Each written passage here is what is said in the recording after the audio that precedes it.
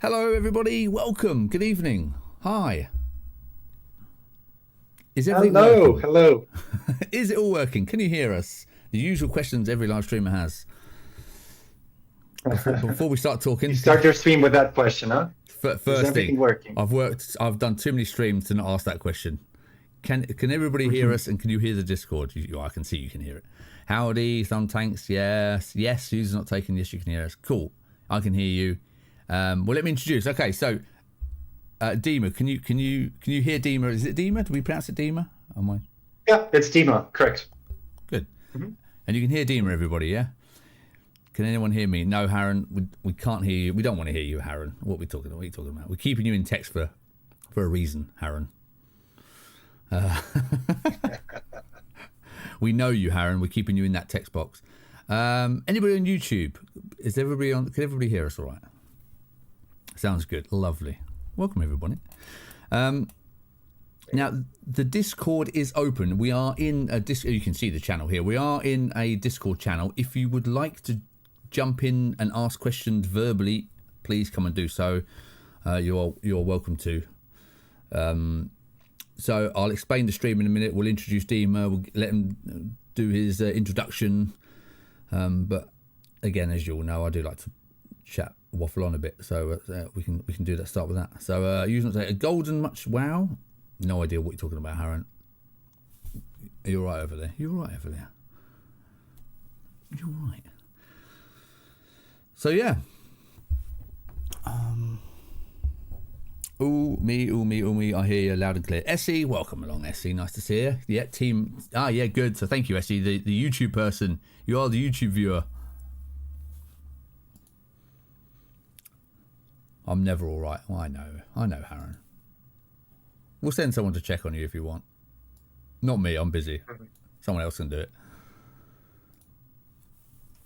Anyway, right, so you know who I am. So this stream is going to be... I told you a few weeks ago that this might be happening. So I've been trying to introduce more marketing ideas for you guys. And you know I give you lots of tips and advice. And I moan at a lot of you for doing stuff terribly wrong.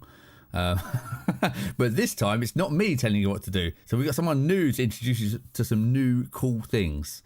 So we have Dima from Drope.me here with us, who's going to be telling us about his platform, what they can offer, and I think it's a really cool idea. But as you know, I'm coming from the developer point of view. I'm here to support you guys. So if I think it sounds rubbish and dodgy, I'll tell you. So we're coming from it. I don't know anything. I'm coming from it as fresh as you guys are now, which will allow me to ask the questions that you're all going to ask. And I encourage you, if you've got a question, please ask it now, because you're never going to get the opportunity to have... Well, Dima's welcome back anytime, but you might not get the opportunity. I'm going to say, no, let's pretend this is your one and only chance to ask a question you're never going to get. I'm never going to invite Dima back ever again, all right? So this is your last... So come in. This feels like too much pressure even for me. No. Like, They're developers. They need deadlines because otherwise they get nothing done. So I've got to give them Okay, deadlines. Yeah. Otherwise they agree. just go, well, I'll do it next week. No, this is your chance, everybody. So the Discord's open. Come and ask some questions. So with that, let me just start with, let's let Dima introduce who he is and, well, what Drope.me is and who he is. Exactly. So in any format you like, Dima, who Yeah, are you and what is Drope.me? yeah, I'll try to keep it short. So my name is Dima. I'm the CEO and founder at a company called Drope.me. Maybe a bit of background on what I did and where I'm coming from. So originally I'm Ukrainian, but currently I live in Los Angeles. I did spend a year actually in London, so it was much closer to where you are, Yep, Richard, it right is. now. Yes. And I have over 10 years of background in finance and tech, which is good but boring. And the last 3, 4 years, I've been heavily involved in the gaming industry, specifically in the marketing related to influencer marketing. So about like 2 years ago, I was running a platform which at the time was called organization.gg. Basically, we allowed influencers and pro gamers to engage their communities in interactive experiences during live streams on Twitch. Basically, the way it worked, community members would have a free ticket to join, for example, a Counter-Strike Go team and play together with their favorite pro gamer. But the more donations they made, the more tickets they got, and the more chances they had to be randomly selected into those available slots in the team. It turned out to be a very niche idea, not demanded by a lot of streamers and pro gamers. But what we discovered during that path was that creators were still looking for ways to monetize their community, and one of the most interesting ways for them to do that was through integrations with gaming companies or any companies that were like into gaming. So we started like brainstorming, and through various hypotheses and various iterations, we launched what is now called Drop.me. And in this last or the most recent iteration, Drop.me is an AI-enabled influencer marketing platform that helps gaming companies to engage micro creators at scale.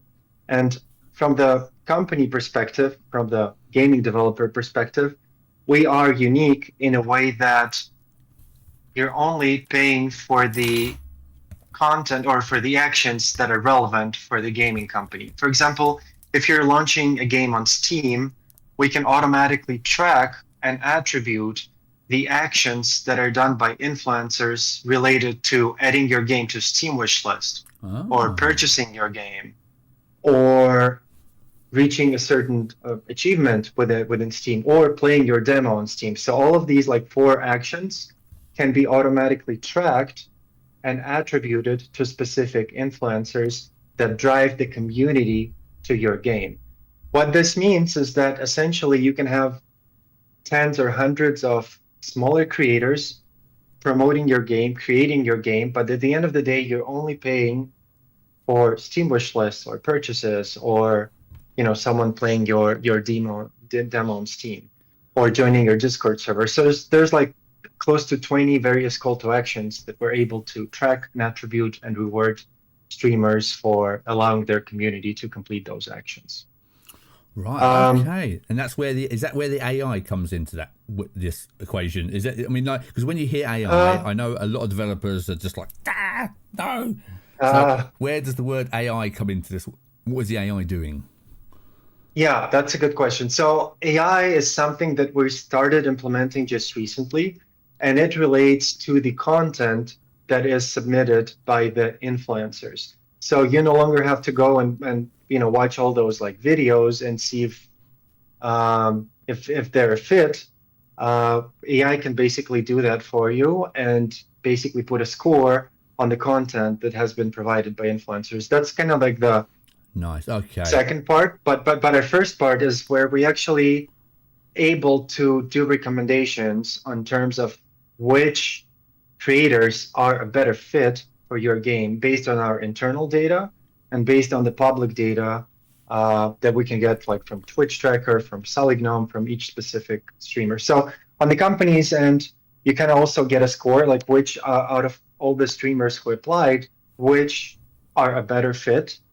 And on the other hand, for influencers, it also makes it a bit easier for them to choose the campaigns that they should be participating in, because we're also kind of like recommending them particular games that potentially are going to be a better fit for them and their community.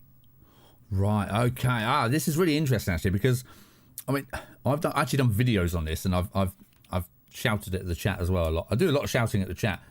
Honestly, I'm friendly, everybody, all right?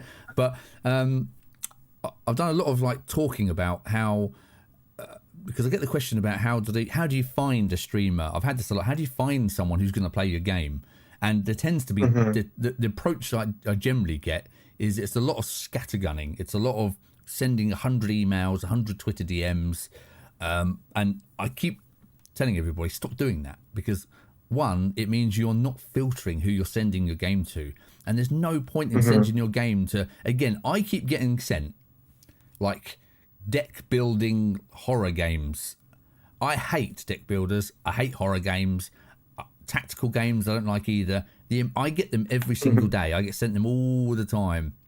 Half the people in the chat here, I'm looking at you, Harren, I'm looking at everybody there, sending me games I don't like to play. And I'm not the person who should be playing your game.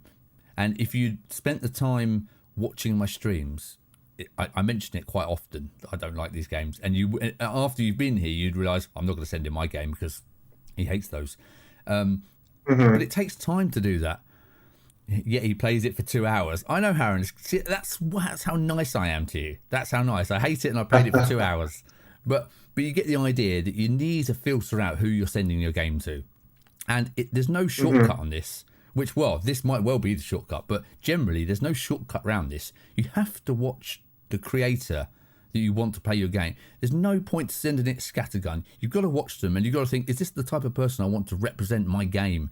Do I want my game to be in front of this person? Because if you send me a game I absolutely hate, I might just go, "Oh, this is rubbish. I hate it." It's just because it's not my genre. The game might be fantastic.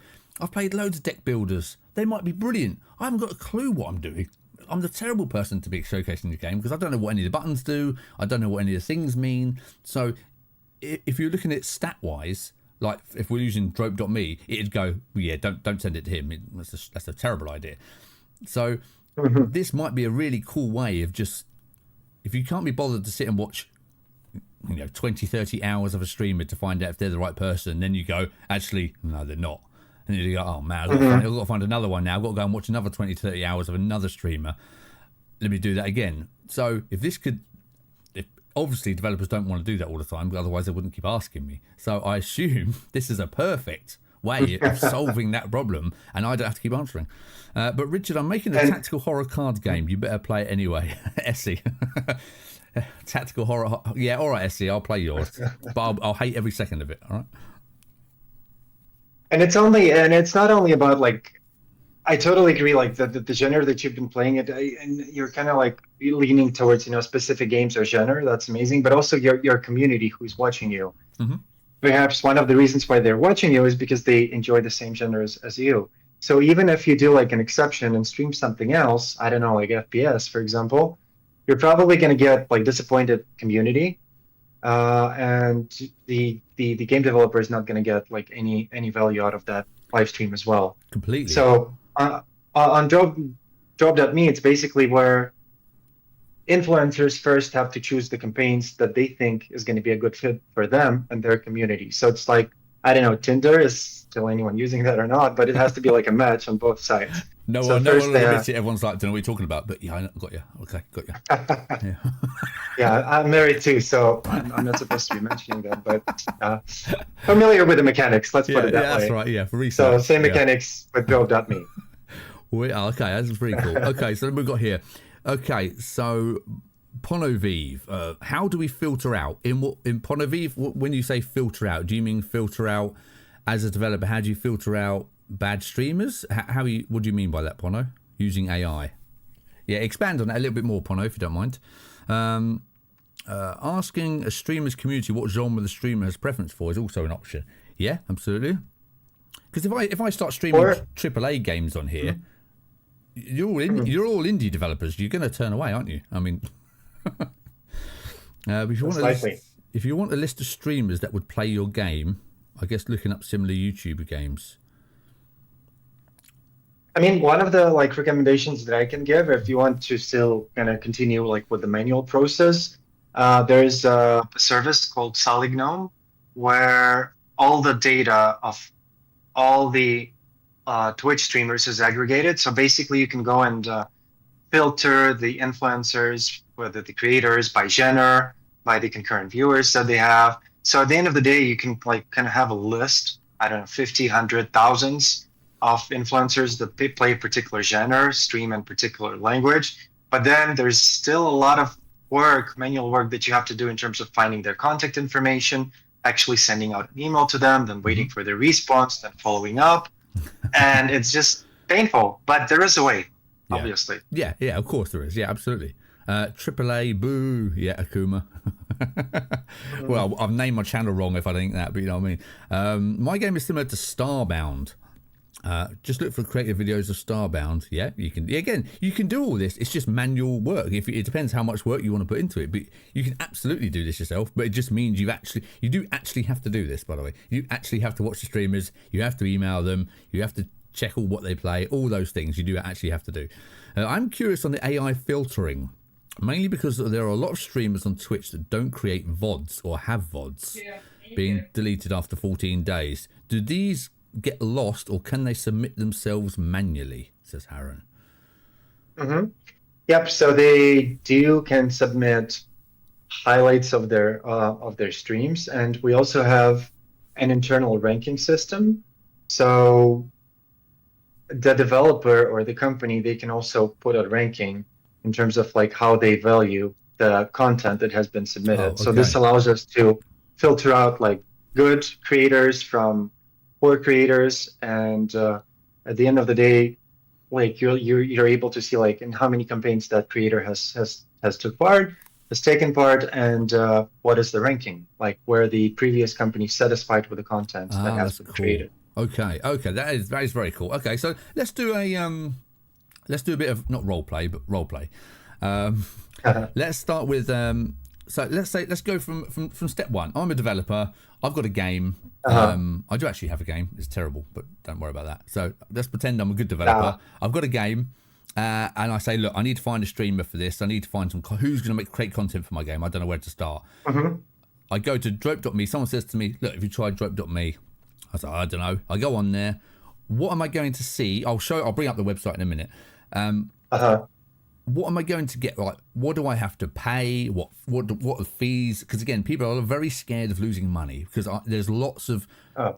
obviously, you know, that I'm not even going to go into publishing. The whole publishing world is a real fine line of dodginess and just it seems very hit and miss, the publishing world. So let's just not go into that, but let's go into what am I going to get for my X amount of money that how sort of not guaranteed results, or what kind of results am I going to expect? Mhm. What am I going to get if I spend my, well, I'm sure you'll tell us what the fee is, but for that money, what am I Mhm. going to get? Yeah. So our main mission was to allow any size of developer, indie developer, to actually start using the platform. And our goal was to democratize access to influencer marketing and automate and simplify that process. So our minimum budget to start a campaign starts only from $150. And basically anyone can go ahead and sign up on Drope.me. It will take maybe 10 to 15 minutes to create a campaign. And after that, you're basically going to be receiving applications from influencers who are interested to promote your game. Uh, but the best part is that even though you're kind of starting with those $150, that doesn't mean that you're going to spend them all. Because at the end of the day, you're only going to be paying for the actions that were completed by the community members. So, for example, let's just stick with an example of Steam wishlist. Mm-hmm. So let's say your whole goal of the campaign is to get as many Steam wishlists as you can. So the way it would work is you go to Drope.me, you select your game, you select the Steam platform, and let's say you stick with those $150 of budget. And one of the actions is Steam wishlist. So there you'd be able to put a price. How much are you willing to pay to an influencer whenever their community member actually adds your game to Steam wishlist? So a recommended price for that action is $1, but you can go higher or you can go lower. So that means that with a budget of $150, you're going to be able to get 150 Steam wish lists, and you're only going to pay those money when 150 community members actually do complete that action and add your game to Steam Oh, wish list. so that really So, changes it. Okay, wow. so for example, if only let's say 75 people completed that action, you're going to get half of your budget back to your account, and you can either use those money to create a new campaign, or you can actually ask for a full refund. And we're going to send those remaining money back to your bank account. So it's kind of like almost risk-free in a way. The only Yeah. thing that you're kind of like risking is our commission. So the way we make money is we take 30% commission for the budget that goes to the influencers or to creators.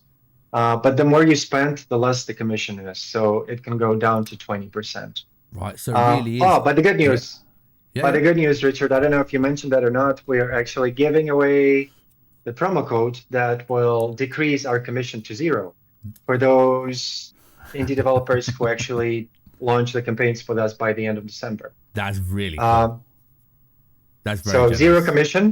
Just go ahead and try the platform. And Richard, I don't know if you're going to be posting that somewhere. Maybe you could share some details on that. But you should have Yes. the promo code. I've got the promo code. Yeah, absolutely. Okay. Well, I do. I'll bring up. I'll bring up the website as well, and I'll share the promo code. But Okay. I've got a couple of questions here. First of all, yeah. Mhm. So just off what you've just said there, so it really is like a credit token based system where when the action is activated, the credit is used up. So that makes it, like I said, that is a lot more. You're not just paying someone going, hope they get me some wish lists, because you can actually see what they're doing. So the questions we Exactly. have are, who have we got here? Pono Weave says, how do they check that the wish list is true? Okay, I mean, how, when you say true, Yeah. I mean, how do you fake a wish list? How do you track that someone's been wish listed it? So the way we do that is through Steam API. So that process is like fully automated on our end. So you don't have to kind of like compare the statistics on your end and on the platform. So you can basically see which influencer brought how many wish lists, and then basically all that is tracked and attributed on Build.me. Okay, that's very cool.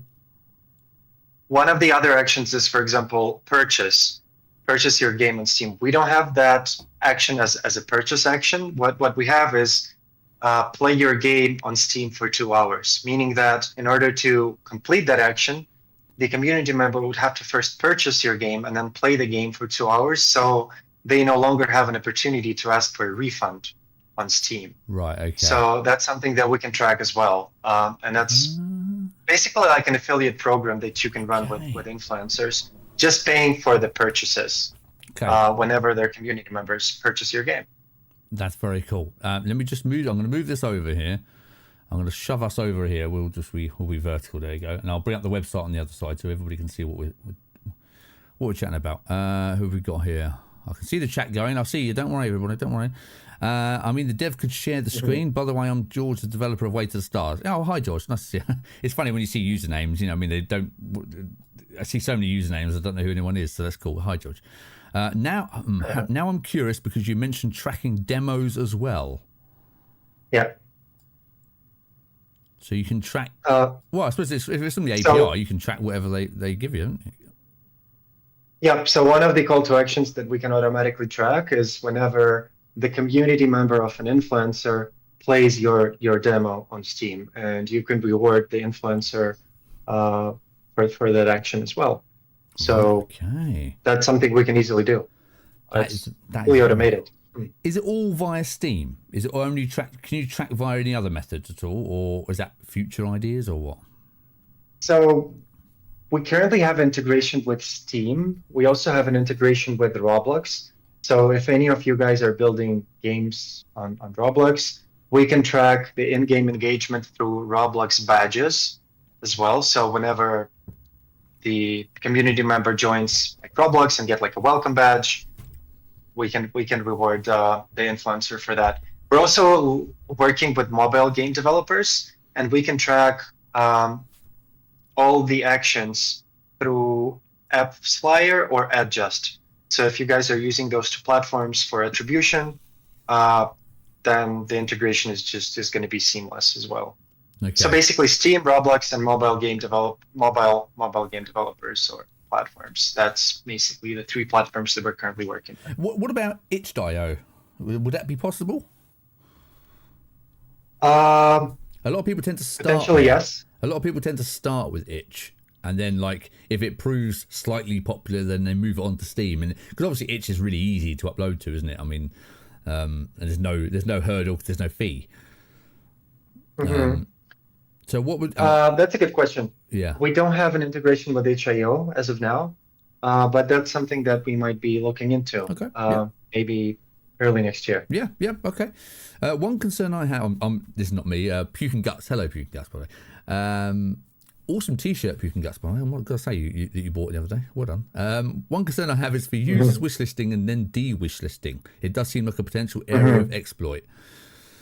Do people do that? I mean, what benefit have anybody got? I mean, they can do that on anything, though, can't they?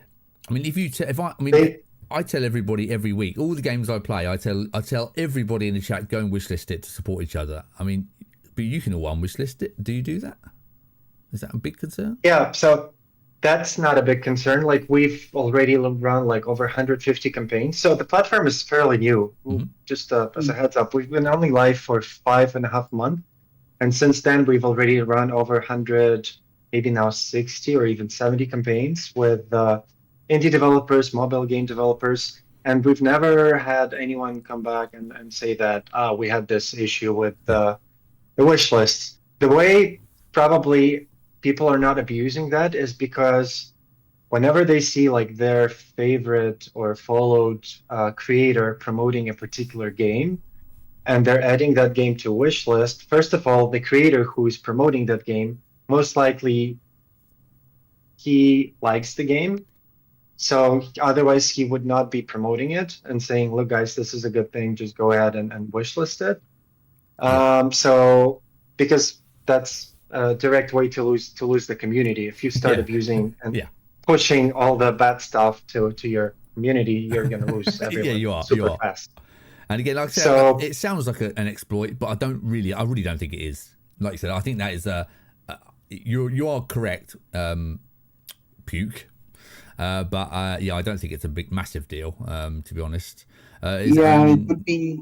Yeah. It would be incredibly weird for someone to just tell a bunch of people wishlist and de-wishlist. Like, there would be no logistical reason to de-wishlist in the first place. No, that's right. And people are lazy. Like, you just going back and finding the game and unwishlisting it sounds like super easy, but believe me, not a lot of people, even who want to do that, they actually end up doing that. Yeah, even scammers are lazy. That's why wish lists were created. Just a potential concern, to be blunt. If Drope has incentive to see the wishlist tokens used through any means necessary, I'm just paranoid about everything. No, Puke and Guts, exactly. This is why I wanted to start this conversation as blunt as we are, and I didn't want to do a pre-recorded video because these are the questions that you are naturally going to have, and I want these questions to come from you guys, because obviously I'm only going off the top of my head as well, and I maybe wouldn't have thought of that. So it's a totally valid question, and I know how many dodgy things and services there are trying to take your money. They're trying to say, I can promote you. I've seen some really bad. There's some indie game marketing companies. I'm not going to name them, but I've heard some stories. And where they promise, you'll be access to my audience of X amount, and you'll get this many likes, and you get all these things, and they promise, and it's a set fee a month. You pay a $40 a month or whatever it is. And I've had developers tell me that they've got absolutely no wish lists, no interactions, nothing from paying that as a regular fee. And the posts that the creator or the company put out were just like retweets of their own content and just terrible stuff, and there's no way of justifying that because you're just paying them a fee to do a job. How do you justify how well that job is done other than wish lists and purchases? Whereas with Drope.me, there's no like, I've got no wish lists. Well, then you paid nothing. If that's what you paid for, if you've got no wish lists, maybe your game's rubbish, but that means you didn't spend any money. So that whole problem is totally gone. What is the website? Drope.me. Yeah, I'll share the link. Sorry, I was slow. I'll share the website. I've got the website here. It is literally just Drope.me. So yeah, that is correct. Just in case it goes through to YouTube and Twitch here. So we do have. Let me share this while we're here. We do have a special. Again, you're going to remove the 30% commission here if you use this. I think it's just Indie Gamiacs. If you use the code, if anybody wants to sign up for this, I think it sounds really cool. And guys, you know how honest I am. If I thought it was rubbish, I would tell you. So I'm telling you, this sounds cool to me. So if you use the code, there you go. Just use the code Indie Gamiacs. I don't know if capitals makes a difference, but use the code Indie Gamiacs, and you're going to remove that 30% commission fee. So yes. Sorry, Dima. It's on the just as a heads up. It's on the last prepayment step. So before you make the payment, there's like a field where you can enter the promo code, and then it's gone. But you can test out and sign up and just go through the funnel of the actions and see what's available. before making any payments at all. So well, we can look here. So as a streamer, as I'm kind of in between. I'm kind of in between everybody here. But let's go. I've signed up as a streamer. So this is the Drope.me website here. You're getting the slightly mobile version because I'm squeezing it in. But this is what I see. So if you've created a campaign with Drope and you've gone in, you've set your budget. This is what I'm going to go onto the website and go. So I'm going to look for a new game. I'm going to look for a new game to go and play. And I'm going to show you now what I see so you can see what other people are posting up. But let me just, Harren has a question. Based on this question, he's answering Pono. I have assuming sharing passwords are not needed. I guess you need to add someone as a manager of your Steam game. Maybe Dima can clarify that. Sorry, Harren, what were you replying to? I like the idea, to be honest. Looks great and affordable. Okay, yeah, I agree. I don't know what question you were replying to, Harren. Yeah, if you could clarify on that one, that would be great. Yeah. Like, as a dev, I need to. There's a problem with live chats. It's so... Share a password for the API. Oh, it's okay. This is itch.io. So the problem there is itch.io API is a pan for external services. No idea what that means, Harren. Meaning that probably we're not going to be able to get access to their API. So we're not going to be able to automatically kind of attribute the actions done by community. Okay. So yeah. Okay. Well, most likely this will probably limit us and to having this integration with itch.io. But it might we'll look into it. It's worth talking to them, isn't it, and finding out what their deal is. Yeah. Right. Okay. So. Now we did have the question again, everybody. The audio chat in the Discord. You're all in Discord, so it is available. If you want to come in and ask your question verbally and you don't want to type because of the delay, please come in and ask a question. We did have Fuzzy. Welcome, Fuzzy. By the way, just thought to say hello. Thanks for your question. But let me show you the website. So I'm going to look for a game I think is cool. I mean, again. Don't judge a book by its cover, but you do. And everyone says that, but it's a complete lie, isn't it? I'm looking at the images to see which one looks cool. That's what so make sure your art is up to spec, everybody. So I'm looking at what I mean. This has got turtles in it. This is very Terry Pratchett. So I'm going to look at this. So I click on the game I want. World Turtle will be a part of the journey. Okay. So already. It doesn't look like my type of game because it looks like I've got planning to do and building, and you know my thoughts on that. But let's read out about it. So what have I got to do? So complete actions, earn money, and reward your community. Okay, so it's a live campaign. There's 35 influencers have applied. So then I assume on your back end you would have a nice list. Does that list appear after the countdown is done, or do you get them live as they come through? You get them live whenever someone clicks on the Apply Now button, the one that you see here highlighted in yellow. Okay, and then you get, as the game developer, you see like all the incoming applications. You can even chat with all the influencers. So you can see who's applying to your campaign, and they've all got profiles and links to all their profiles. So you can click on one. There you go. I just know it's a potential issue, not a knock on your service, but rather more of a logistical issue for certain types of games, specifically games that I would call penny games.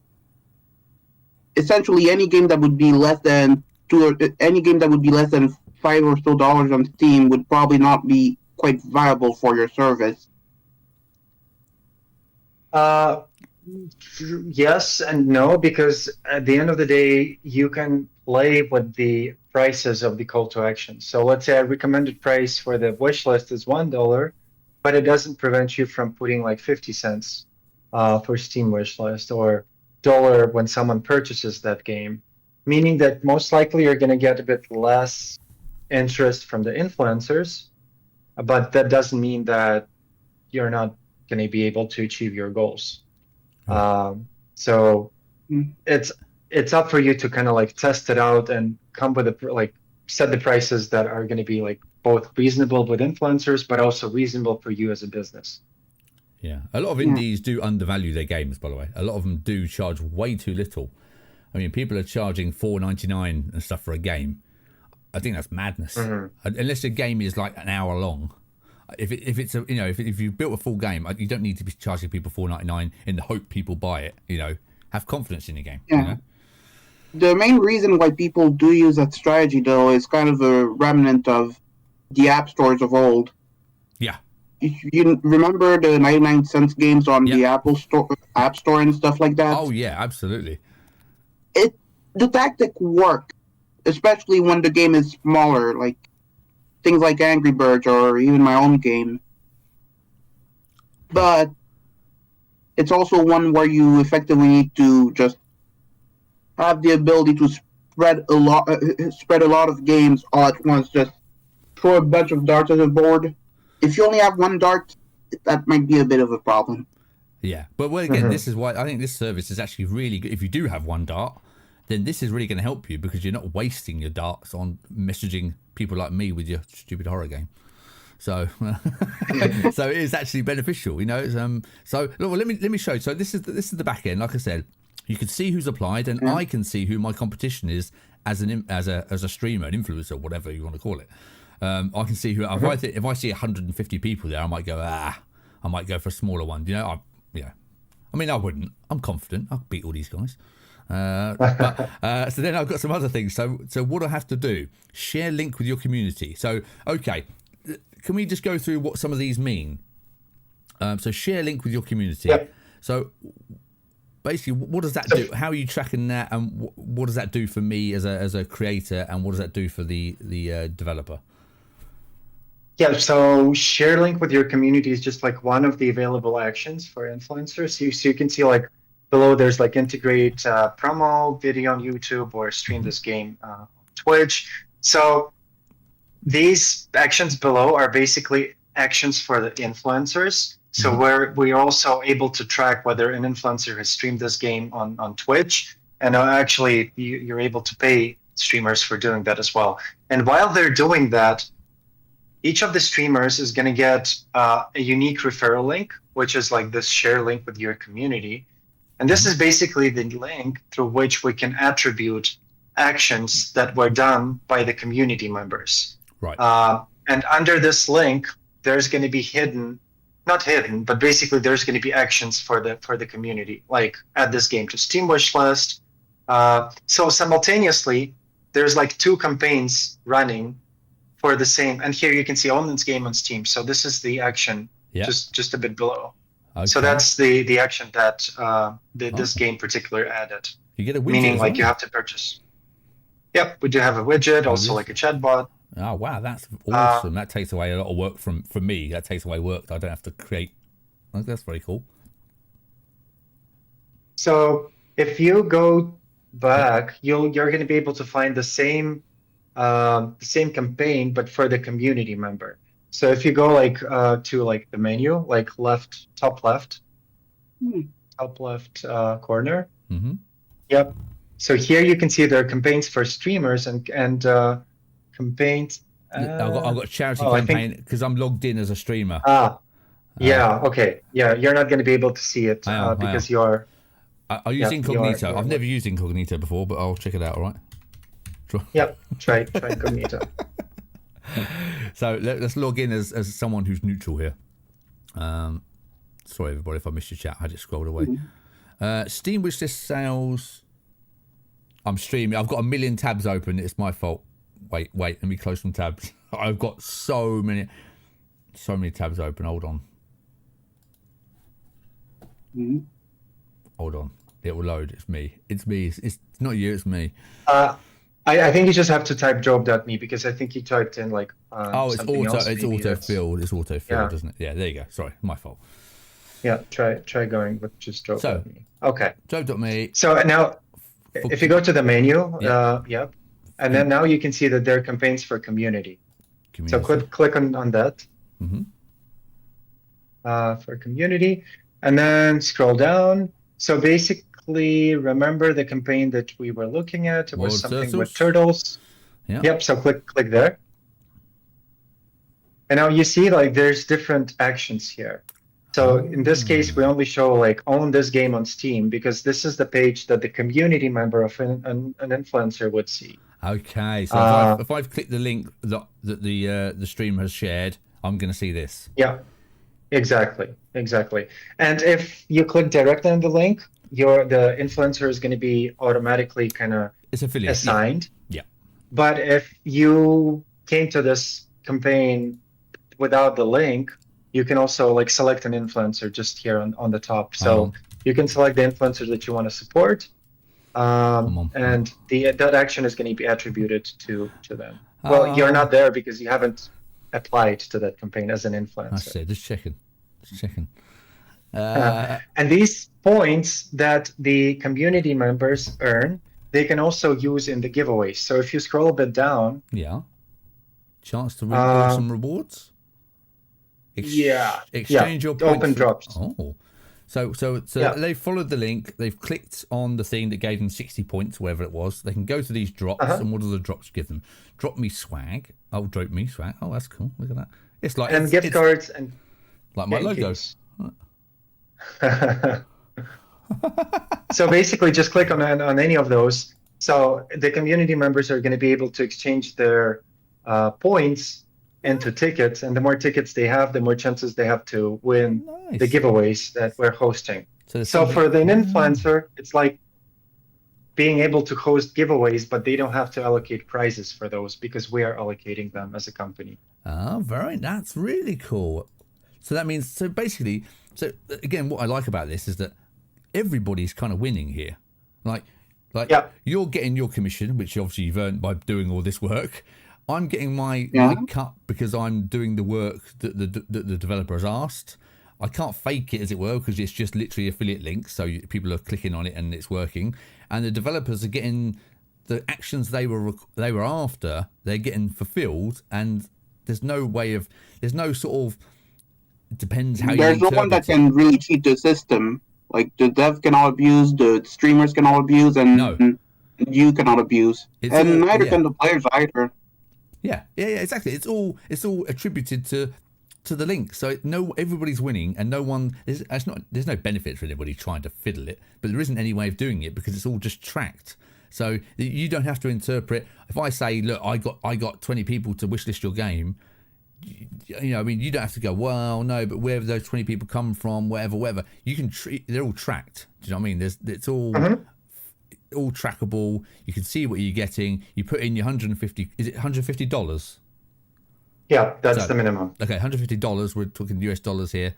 $150, and then when these actions are clicked on and wishlists are happened, you set your bar, what you want to pay for them, and then that budget just gets used up as the actions are done. That's really cool. That's a really cool system. I really like it. We scroll down the chat here. Yeah, it's a very cool system. Yeah. Sure, never used incognito, he says. Don't know what you're talking about, Harry.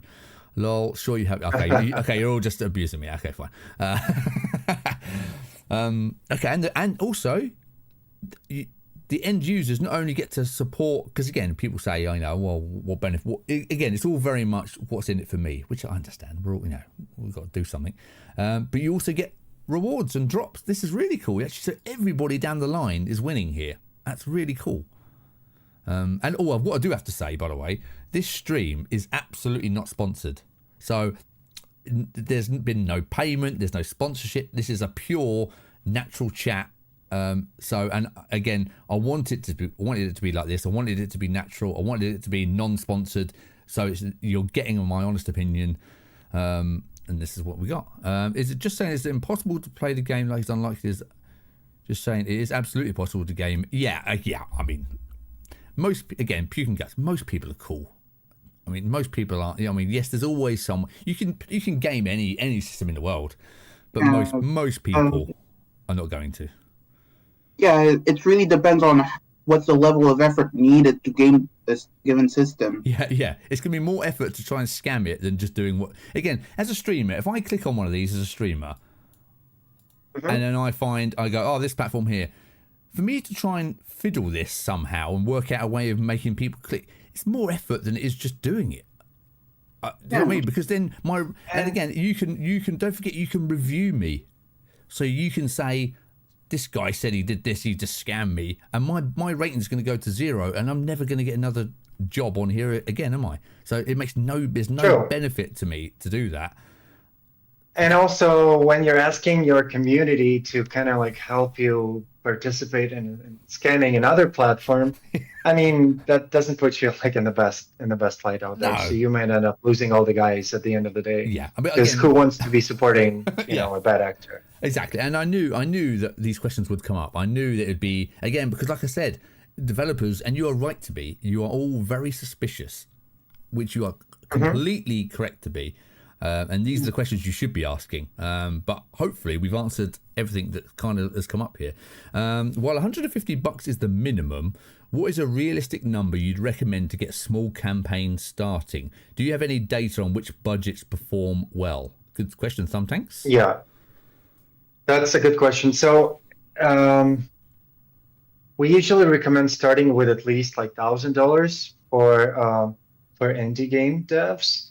Um, I'd say like that's a good like the minimum recommended budget that you can go with and basically get some meaningful results that would even help you get some visibility from influencers, start building those relationships. Because at the end of the day, like those like 35 streamers who apply to this campaign, you can directly chat with all of them.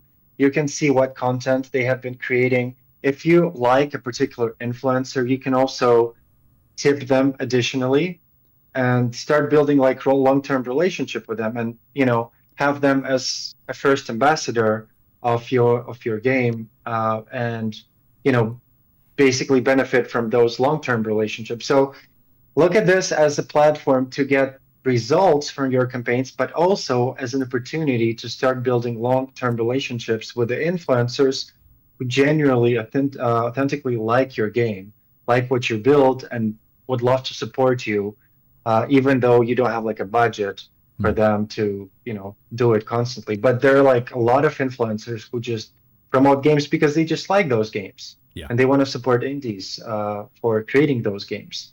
So you can use Drop.me for that as well.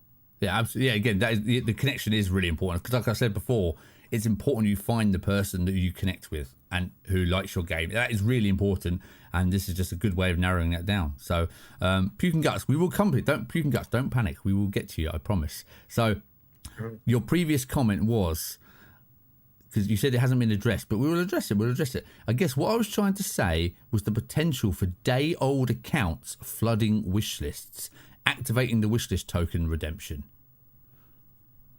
Okay, it was just an errand concern. Yeah, that'd be like it's a possibility, I would say, but making a Steam account is still kind of a pain in the ass. Like, and yeah, it is. You can technically automate it, but there are preventative measures for that. It is, and we also. So first of all, you have to sign up with the Steam account, and then you also have to validate your account with a phone number. So we kind of connect your Steam account to the phone number. So you'd need to have a lot of phone numbers and multiple Steam accounts. But what we also track is that the Steam account has to be at least 3 or 6 month old. I don't remember the exact time, but you're not able to add games if you just created your account like last week. Ah, there you go. We're just not gonna. We're not gonna. Yeah, that's the answer. That's the answer. There you go. So, again, I mean, there's still ways you can create like multiple accounts and wait for 6 months until they expire. But like in any system, there are ways to do that. But that's just too much effort. Yeah. Okay. No, thank you. That's cool. That's really good for you to go over again. That's cool. Yeah. There you go, Puke and Guts. Does that ease your concerns slightly? But you're right. Again, I'm happy to have these questions. It's cool, but I think that's again highly unlikely now. Really. So $150 would get me 150 wish lists. If you set it to $1 and you want wish lists, then it will get you 150 wish lists. It will just until that is complete, until you've got the 150 until that 150 is spent. And it'll only get spent when you get wish lists. So yeah, $150 would get you 150 wish lists. And again, But the way it works is that you set up a duration of your campaign. So let's say it can start from 1 day up to 28 days. So if in that time limit you didn't get those 150 wish lists, let's say you got 100, then the $50 are going to go back to your account when the campaign ends, and you're going to be able to either use them for a new campaign or ask for a refund. That's awesome. Okay, so basically, we don't need to worry about whether so the money is going to stay in your account for the time of the campaign, and until the campaign is over, it's basically staying there, and then we can ask for the money back if the campaign is not successful to our desires. Yeah, exactly. That's work. That's actually something that I can trust fairly well. Yeah. It's a good compromise in both ends. Yeah, that's really good. Because again, I don't think a lot of places would do that for you, by the way. I don't think that's like not... it would probably... Yeah. I mean, we would just say, yeah, we're keeping all of your money in our account, even though... Yeah. Yeah. Okay. We are trying to be as flexible as we can because we are a new platform, and we understand what struggles you guys are going through, and every dollar counts. So if our platform is not bringing any benefits to you, then why should you be spending your money on us?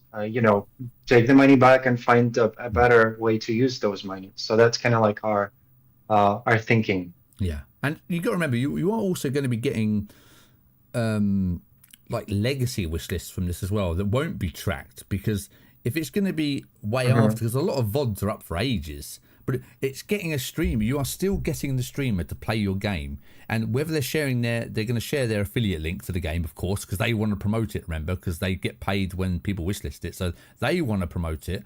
But then once that campaign's over, there's nothing stopping people who aren't involved in that campaign, because you're going to get people just searching the game name, because people don't always click links. So you are probably naturally going to get a few people wishlisting that are outside of it anyway. So, and those VODs will live on there forever. So you're going to get natural exposure anyway, which is also really cool. Are you guys considering analyzing campaigns and providing campaign presets or templates based on what seems to be working? That might be an interesting field for AI as well, says Thumbtanks. Yeah, that's a good point. We might get there with AI at some point in time. That's not part of our roadmap for the next couple of quarters, but that's something we're going to be looking into. Yeah. And in terms of the templates, they already exist on the platform. So if you sign up to Drope.me, sign up as a company, then you'll see a create button on the top, and so then you have to choose your platform. Let's say it's Steam, and the next step is you choose your goal, whether it's pre-launch or your game is already live. And based on your goal, we're going to have recommended actions that you can actually use to build the awareness. That's basically the framework, the one that you were asking for. It's already there based on your goals. Amazing. We have a recommended. So it's already there. There's your action. So it's already on there. And again, and if you've got any suggestions, this is again, it is a new service. So it's suggestions from the people using it, which is what makes things grow quicker. So if you do have ideas, then again, you guys seem pretty open to hearing stuff. So don't be shy. So just in case you missed it, we've got a couple of people just joining. Hamster Hammer, James, hello, nice to see you again, thank you. Rose Cottage, how's Rose Cottage? Hang on, we got to do a stop here. Rose Cottage, is your Steam page active yet? Because you're not allowed to talk until that's done. Is it active? Only reply if it's yes. So we are talking about Drope.me, and what a cool. We've all decided that it's a really cool idea. I think we're all okay with that. We're all to say that. I think we're all agreed. If you go to Drope.me, sign up as a developer, and once you get to the payment bit right at the end, if you put in the code IndieGamiacs, spell it with an E, everybody. I've had this discussion.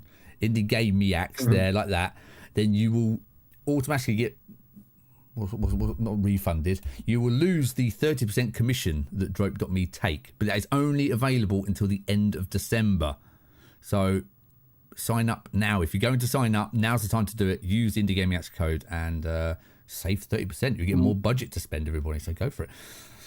So that's what we're talking about, James and Rose Cottage. Rose Cottage says no. Okay, it was nice talking to you, Rose Cottage. Talk again in a couple of weeks, yeah? Let me know. He's waiting for Steam to verify it. That's what we're waiting for. But okay. And you're all on it. That's cool. Yeah, we're all as a harassed. community. We'll all be cheering up. Go for it. Go for it. We'll all be wishlisting it. I'm delaying releasing a video because I feature Rose Cottage as one of the games I'm recommending, and I can't release the video because there's no Steam page to link it to. So, see, Rose, I'm just thinking I'd do for you, David. Who else we got here? Baz the Dev. Hello, Baz. How you doing? Is there a good case study Dima can share with us? From which side? Are you talking from a developer side success story you talking about? What are you after, Baz? Yeah, I would assume so. Yeah, I mean, we do have, like, if you go to our landing page, there are already some couple of use cases that you can look into. So if you go to drop.me, let me check what's the... That's my own page. We've also got another question of how many, I think Harron asked it, how many influencers are active on the website at the moment? Do you happen to know? So we currently have about 2,500 influencers. Mm-hmm. They're mainly Twitch streamers. They're mainly English-speaking streamers, although we do have some from Brazil, from Europe as well. But you're able to filter them out by the genre, by the games that they've been streaming, also by the language. And you can also specifically create campaigns for new influencers. So, for example, if it's your like second, third, fifth campaign with us, you can automatically accept only those who haven't been part of your previous campaigns before. That's cool. So there's like a lot of nice. Okay. There's a lot of ways for you to filter and automate these processes. I suppose you can filter by it's only people with a certain rating as well. We don't have the rating yet, but because we just implemented the ranking system maybe like 3 to 4 weeks ago. Oh, right, okay. So we're still like building out that ranking, and as soon as we have like a huge big database, we're going to be adding that as one of the parameters as well. Pono says, thank you guys, I'll definitely be checking this out. Awesome, Pono. Again, use that code. Get yourself 30% saved there. Yes, a case study for game /budget /wishlist /sales maybe. Yeah, we're looking on so I'm on the homepage now. Okay, yeah. If you go to the menu, actually scroll down. Yeah, I think that would be an easier way. Just go to the top bottom. Okay. Bottom, and then solutions, and then for gaming companies. Solutions for gaming companies. Yeah. So yeah, okay, yep. Also, I want to talk to you about the indie awards that you've got at the top there. We'll come back to that.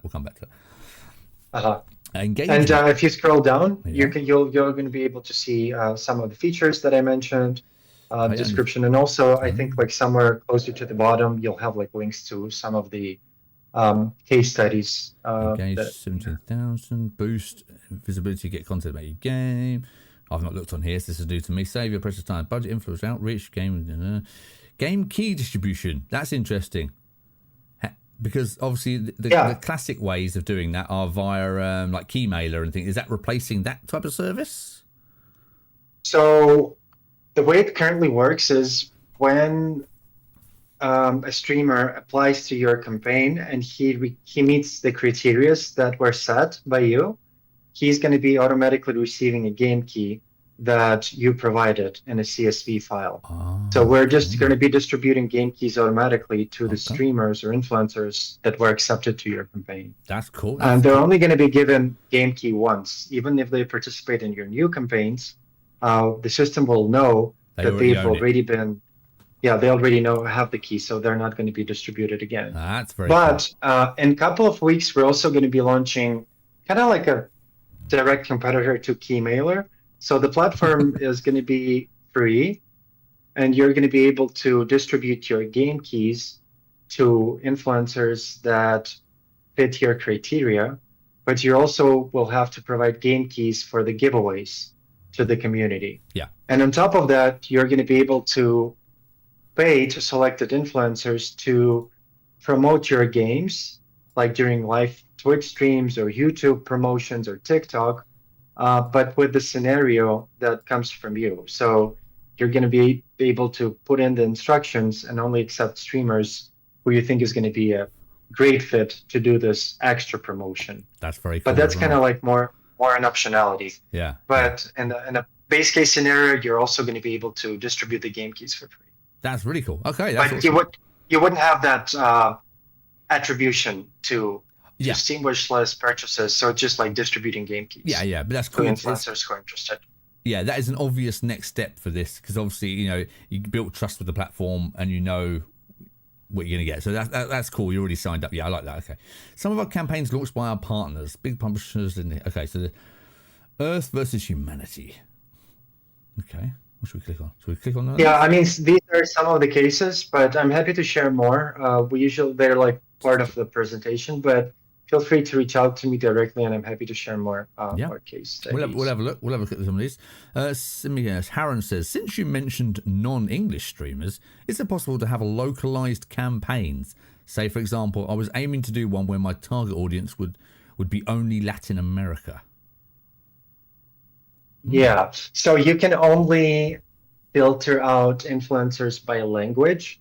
So we cannot do specific countries or regions. Yeah. So in your case, you'd probably just have to stick like with Spanish and or Portuguese, but that would open up access to a lot of influencers from South America and Spain, obviously, and Portugal. Don't forget, you get to choose the influencers you use as well. So you can, again, like I said, if you select that and you can just choose the Spanish ones, or you can just choose them. So you do have the option of seeing. And again, people might apply and you might think, are they really Spanish? All the links to all their profiles are all there. So you can go and watch their VODs and go and see what they actually do. So that is also really cool. Yeah. No, it works for this kind of thing. It works for this kind of thing. Harren, what are you talking about? It's fine, Harren. We got you. So Project Planet Earth versus Humanity. Okay, so what did they do? On Steam, PC, their budget was $1,800. Wow. 134 streamers accepted it, 300 community members. So that over 300 people clicked on the streamers' links to join it. Is that right? Is that what we're saying here? Yeah. Mm-hmm. Okay, so they got 31 stream games on Twitch, £42 extra, 31 of those, 4 shout outs on Twitch, 2 1-minute YouTube integrations, okay, 2 TikToks, 100 times Discord server join, I assume that's joining, and 253 Steam wish lists at £1 per action. Okay. Yep, $1 per action. So obviously, when you're setting the campaign, whatever you value the most is what the stream. Don't forget the streamer. You got to think about what the stream is going to be doing. If you value wish lists at $1, $1, and you're saying you want people to join your Discord for £20, or then they're going to be pushing the Discord one. So remember that they're going to be pushing whichever one you are valuing the most.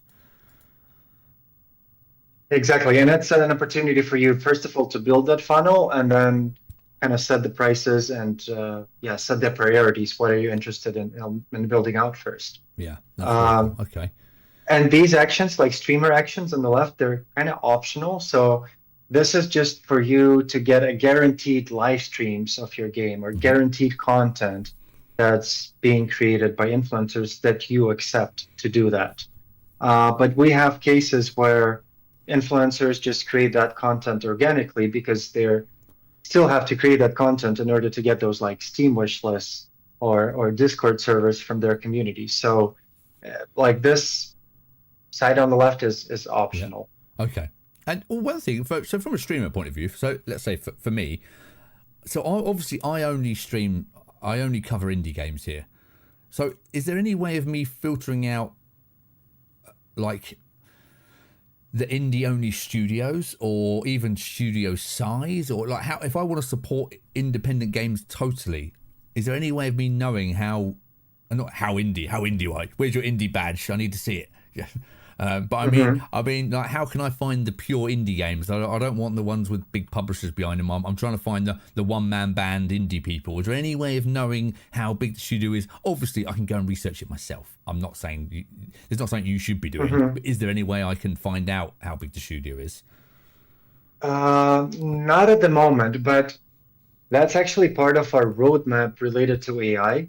So each streamer, when we have more campaigns, and usually we currently don't have as many campaigns. We usually have like 30 to 40 running simultaneously, but December has been Oh, pretty slow for us. Christmas, yeah, of course. Um, but we actually like when we're going to be scaling the platform, each influencer will get their own recommendations in terms of which games are better fit for them and their community. And for example, during the onboarding process, you can say, I'm only interested like in indie developers, and then you're only going to be shown like indie developers who are Okay. looking, at English speaking streamers Yeah. with like size of your audience who play specific genre, and you're only going to be like seeing like in Facebook or in Yeah. whatever platform, you have this like curated content for you. And in our case, it's going to be curated list of campaigns that is relevant for you Wow. as a streamer. There's so much. Yeah. There's so many sort of directions this could go in. It's a real. I think it's really cool. I think this is really cool. Everybody, by the way. So let me have a look here. Results here. Top 5 Steam popular upcoming. This is what this achieved. This campaign. Top 1 for Steam new and trending. Again, they did spend $1,800. Remember that. That is a hefty budget. Well, it's not hefty, but if you're a one person thing, it is. But you get what it does work. It shows. So Rick Koning. Okay, what does he say about this then? The ease and price of finding streamers and getting them to play your game is amazing. All in all, it was very positive for us, though. Okay, it really helped us get more people to play the game on Twitch, which is very important for our launch. There you go. And then they got an FAQ here. There you go. But yeah, if you do want some more And feel stuff, free to if you just go to the main page, you're going to be able to see like all the past campaigns as well, and you can just go and see like where am I going? just No, just go to campaigns for streamers. I've clicked it. Sorry. Uh, There you go. There you go. I'm on it now. You're just catching up. And just go scroll down Oh, filters. Okay. and Past campaigns. past campaigns. Yeah, and basically in the past campaigns, hopefully you're going to be able to see like the longer list. Yeah, I'm doing show more. Yeah. So Oh, basically, yeah, like nice. these are some of the campaigns that have been live with us, and you can just click on them and see what kind of like actions they integrated. I'm not sure if you're going to you're not going to be able to see like the whole analytics, but just the basics of that you'd be able to see. Okay, showing the community prefer a streamer and earn. Starts on December the 4th, and so this is just it just ended now. Ended today, this one. Yeah. I like the Yeah, fact that it just ended. it's grayed out, by the way, and that's only a simple thing. But I love the fact that it's grayed out when it's finished. That's cool. I like that. I'm appreciating the design there. There's a Yeah. 2.5D anime style Metroidvania. That sounds cool. Hang on, I've just missed it. I'm too busy talking to you guys. I missed this one. What are you doing? Okay, okay. Let's go on to the awards. What is the Indie Game Awards? What's this? Yeah, so that's basically our way to support the indie developer community. So we allocate, so last time we allocated $12,000 to a selected group of maybe 60 or 65 indie developers who applied to participate in the indie game. It was like Indie Game Roadshow. Basically there are two different projects. So if you're asking about Indie Game Awards, this is the campaign that we're currently running for our Christmas. It's a way for the community to vote and submit like the indie games that they liked. Nice. And we're going to be doing like a whole awards ceremony in about 2 or 3 days from now. Nice. I've missed it It's again. live streamed on Twitch. I've missed it. And the thing that I was referring to in the beginning, it's called Indie Game Roadshow. And this is a way for us to support the indie developers. And as I mentioned, we allocated $12,000 to a selected group of indie developers. So each of those companies or indie developers, they got a grant. I think the last time it was about $200. So basically like a minimum budget to start promoting their games on Drope.me. Wow. And was just like a way for us to give back to their community and allow them to basically test the platform for free, provide feedback, and a lot of them stayed and now continue using the platform. Good bit of marketing so, there. Well done. Yeah. But hopefully we're going to be doing something similar, maybe next quarter or closer to the beginning of summer next year.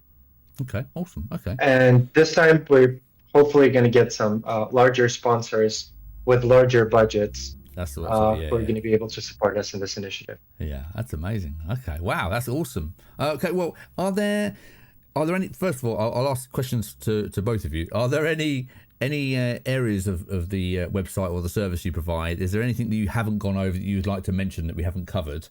And then also to the chat, everybody listening and watching, are there any questions that you have about this service? How are you? Again, tell me how you're feeling. Are you feeling positive? Are you unsure? What are you thinking about the service so far? Again, let me know. I want to know, and please let me know if you do sign up. Please let me know. Please tag me. Use the code IndieGameX. Save yourself some money. But yeah. So, is there anything you wanted to cover, Dima? Anything? Not really. Maybe just then. Yeah, I did say about the game key distribution. That's something that we're going to be launching soon. Yep.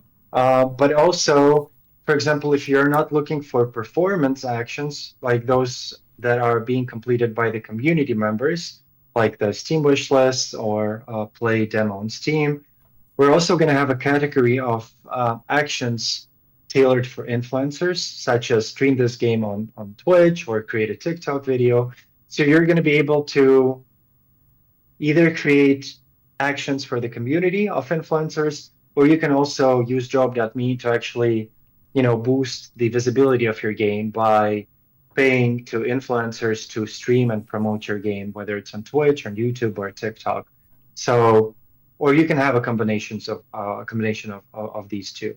Okay. Cool. So that's something that we're going to be adding soon as well.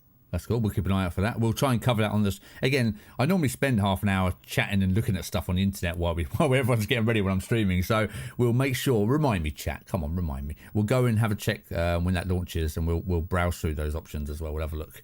Baz the Dev, is there a way we can leverage the streamer's mailing list?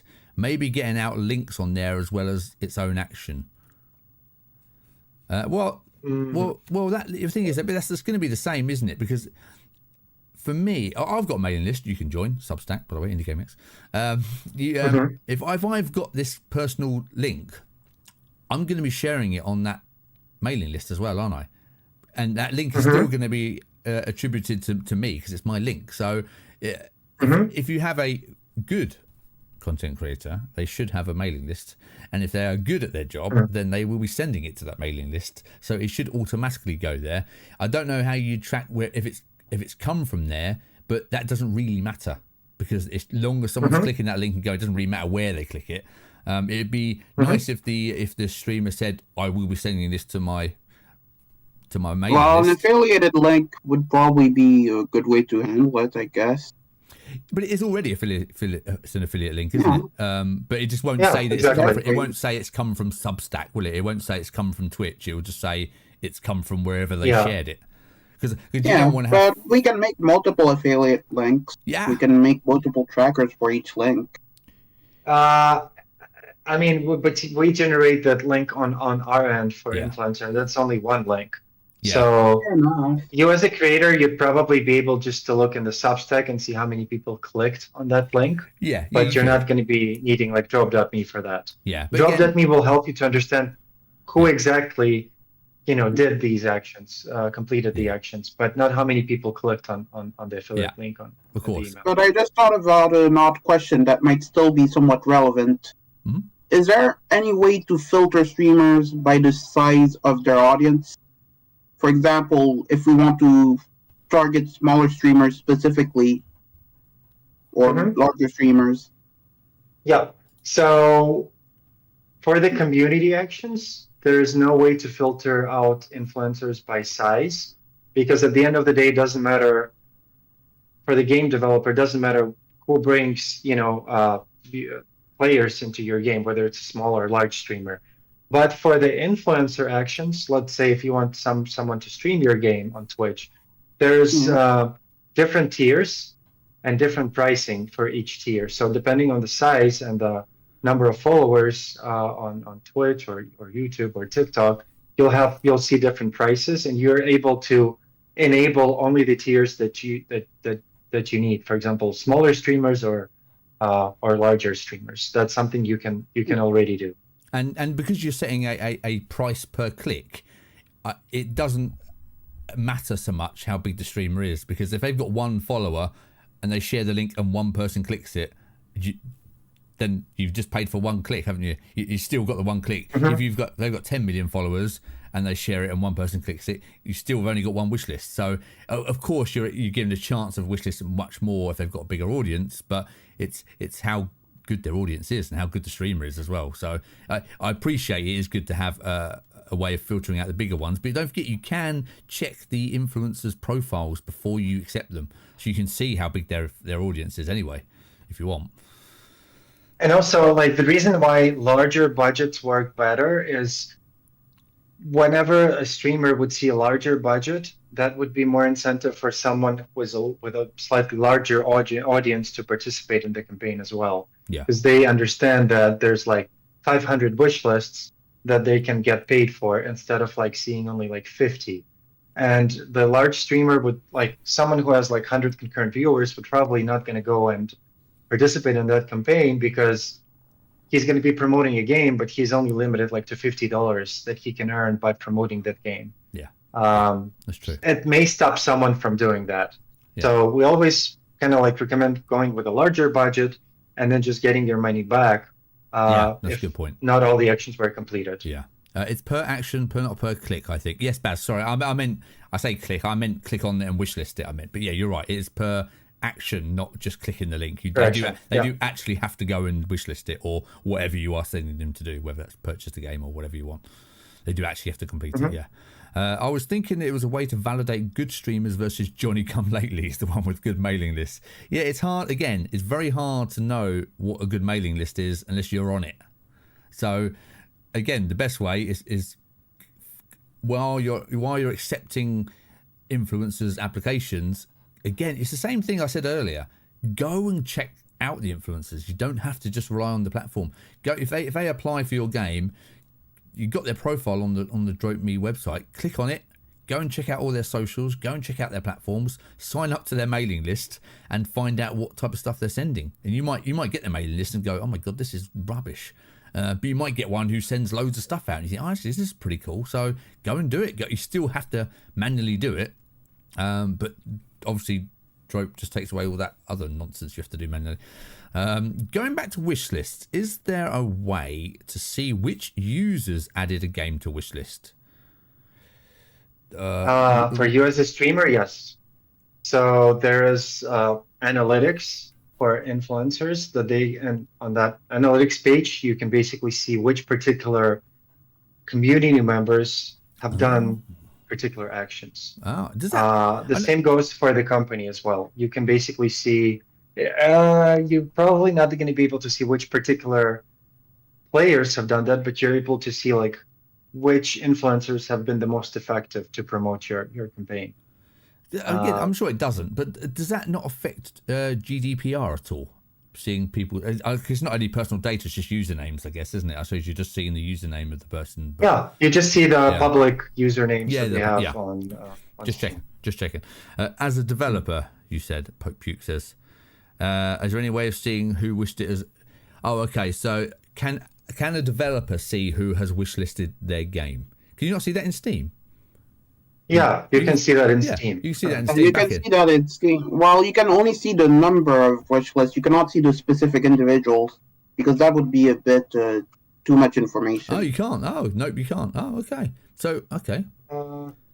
You cannot see the specific names on Drope.me as well. You can only see, like, again, the streamer and the number of wish lists that the streamer has generated with their community. So it is just. So you're not able to see them by names as well.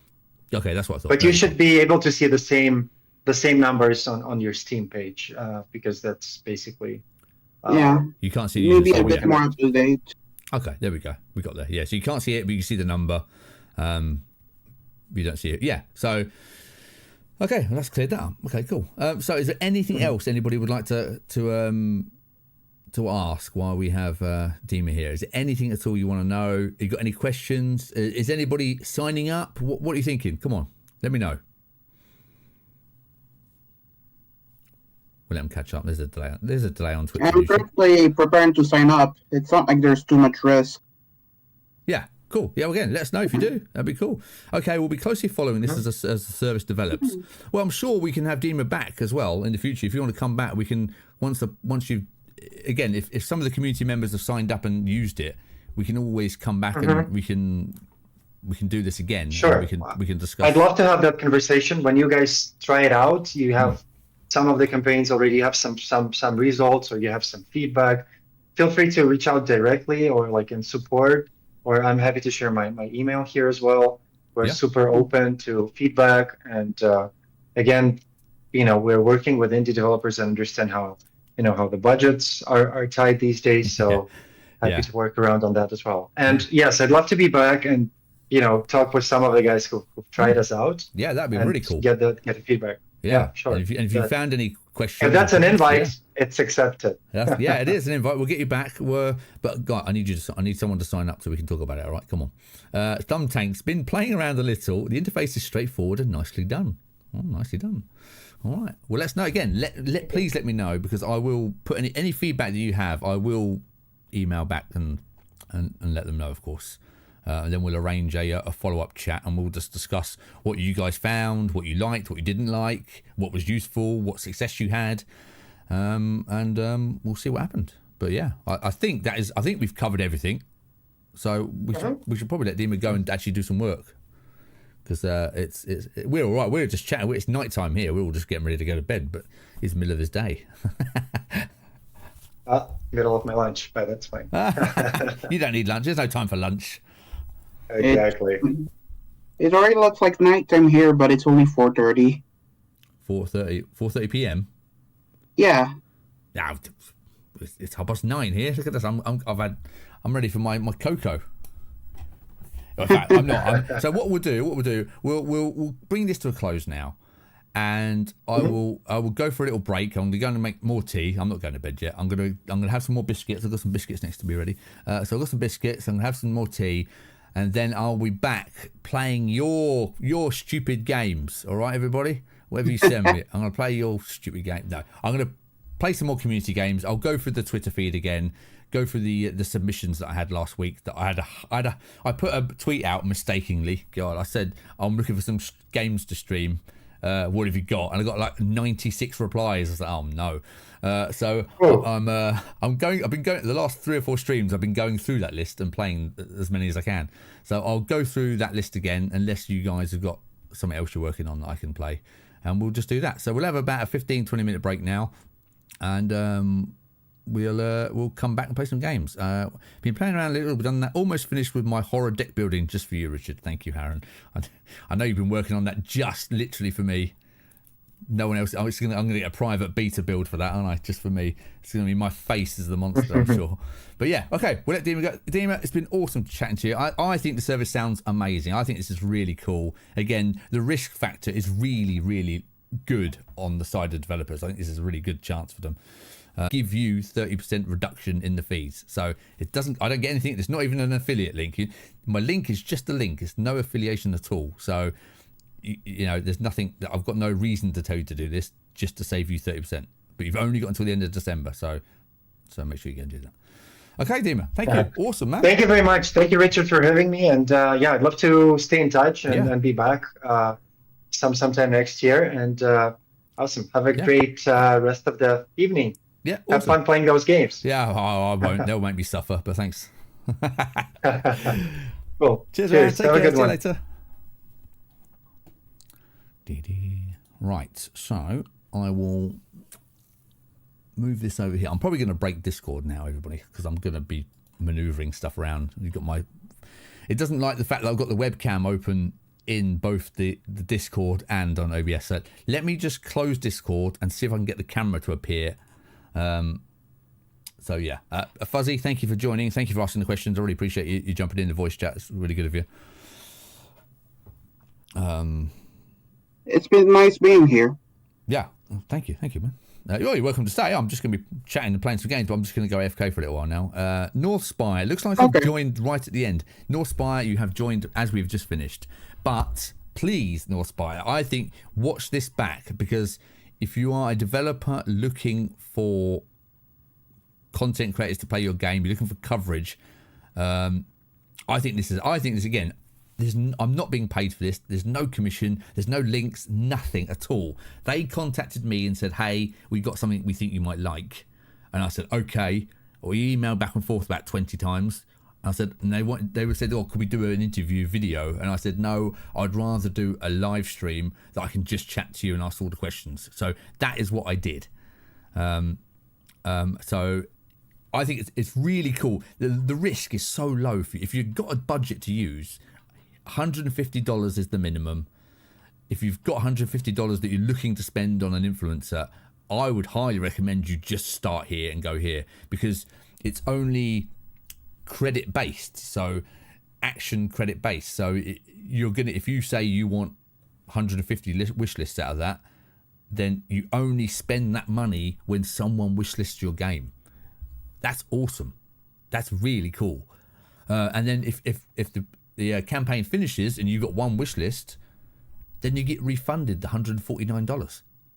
That's amazing. That is so rare to find. That is really cool. So you've got no risk. If you're looking to get 150 wish lists, you will get them if people want to wish list it, of course, until the money's gone. So that's really cool. So go back and watch the VOD, North Spire. Absolutely do that. And again, I will share the link. It is drope.me. And I'll share it all in one big page here. I'll share it all here. And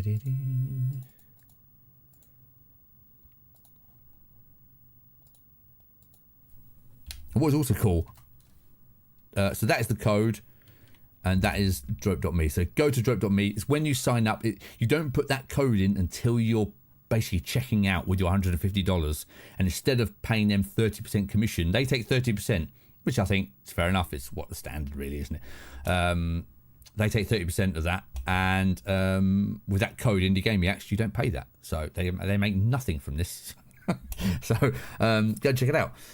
Yeah, and what is really cool, again, I've never spoken to Dima in my life ever. That's the first time I've spoken to him. So I wanted it to be natural. I wanted it to be just us talking and answering your questions, and we did that. So let me know. Please use that link again.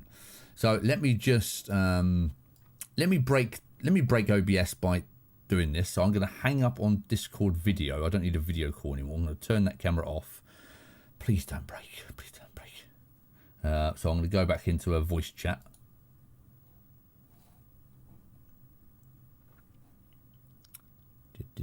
I'm still here. Hello, everybody. Hello. I'm going to go to. Where have I just done with it? What have I done with that? Where's Discord gone? Oh, I hate OBS. No, that's dice. No, that's dice. That's dice. Don't do that.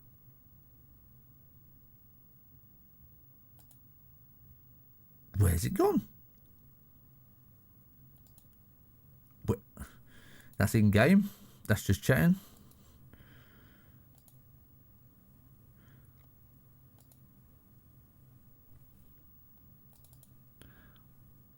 Deactivate the webcam, activate the webcam. Hey!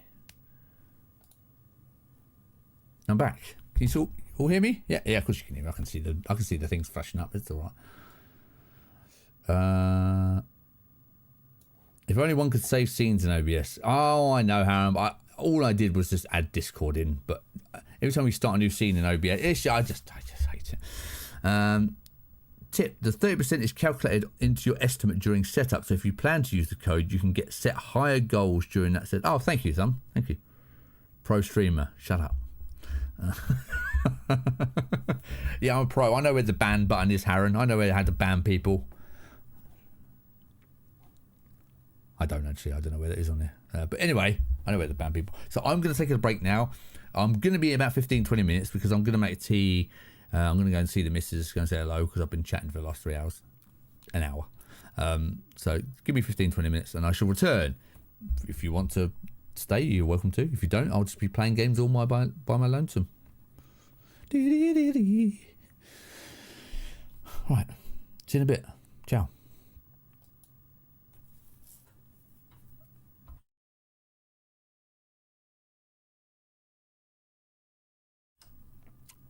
Ping us on Discord, please.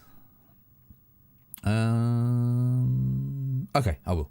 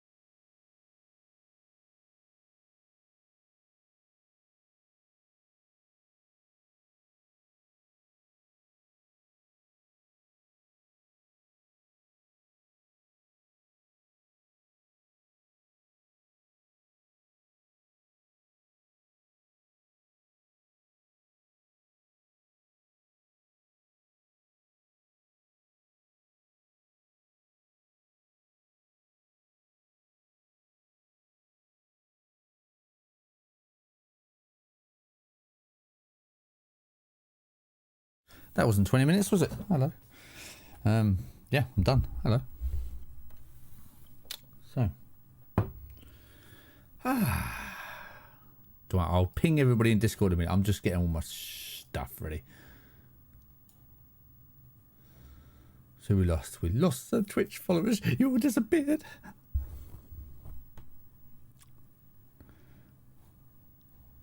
I need some pages open, don't I?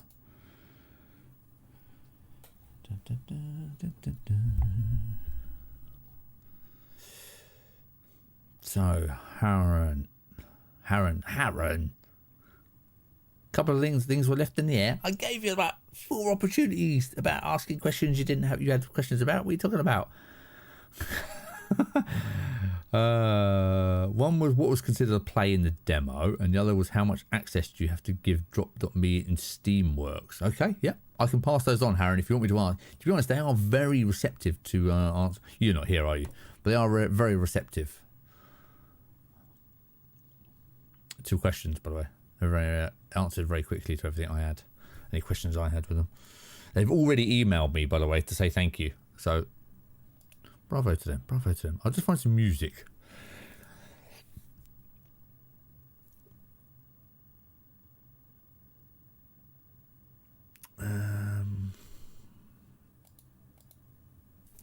What's that not on? So who we got still here? Anybody still here? Do I have to ping you? Do I have to ping Discord? I'm gonna have to, aren't I? Music for streaming. Where is my streaming music? Apparently lost it. Oh no, there it is. Always here. Thank you, Ductopus. I'm in. Thank you, Port. Hello. Oh, Port, you missed it. Did you see any of it, Port? What did you think? Come on, I want your honest feedback now. God, no one's watching now. Let me know. What did you think? Again, that is the first time I've heard any of that as well. I purposely didn't read up about Drope.me at all. I signed up to be a streamer, but I didn't understand what I was signing up for. I had no idea. I haven't done anything at all. But I just wanted to I kind of want the conversation to be as much me asking questions and discovering it as you are. So what do you think? I thought it was really cool. I think that is definitely something you should. Rose Cottage. Am I allowed to talk yet? Go on, Rose. Go on, Dave. I'll have a chocolate biscuit.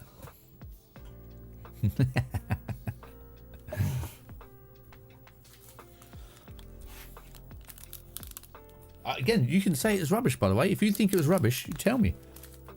Again, it wasn't a paid stream. It was they didn't pay me. They didn't sponsor me. Nothing. So I got nothing out of that monetarily wise. So there was no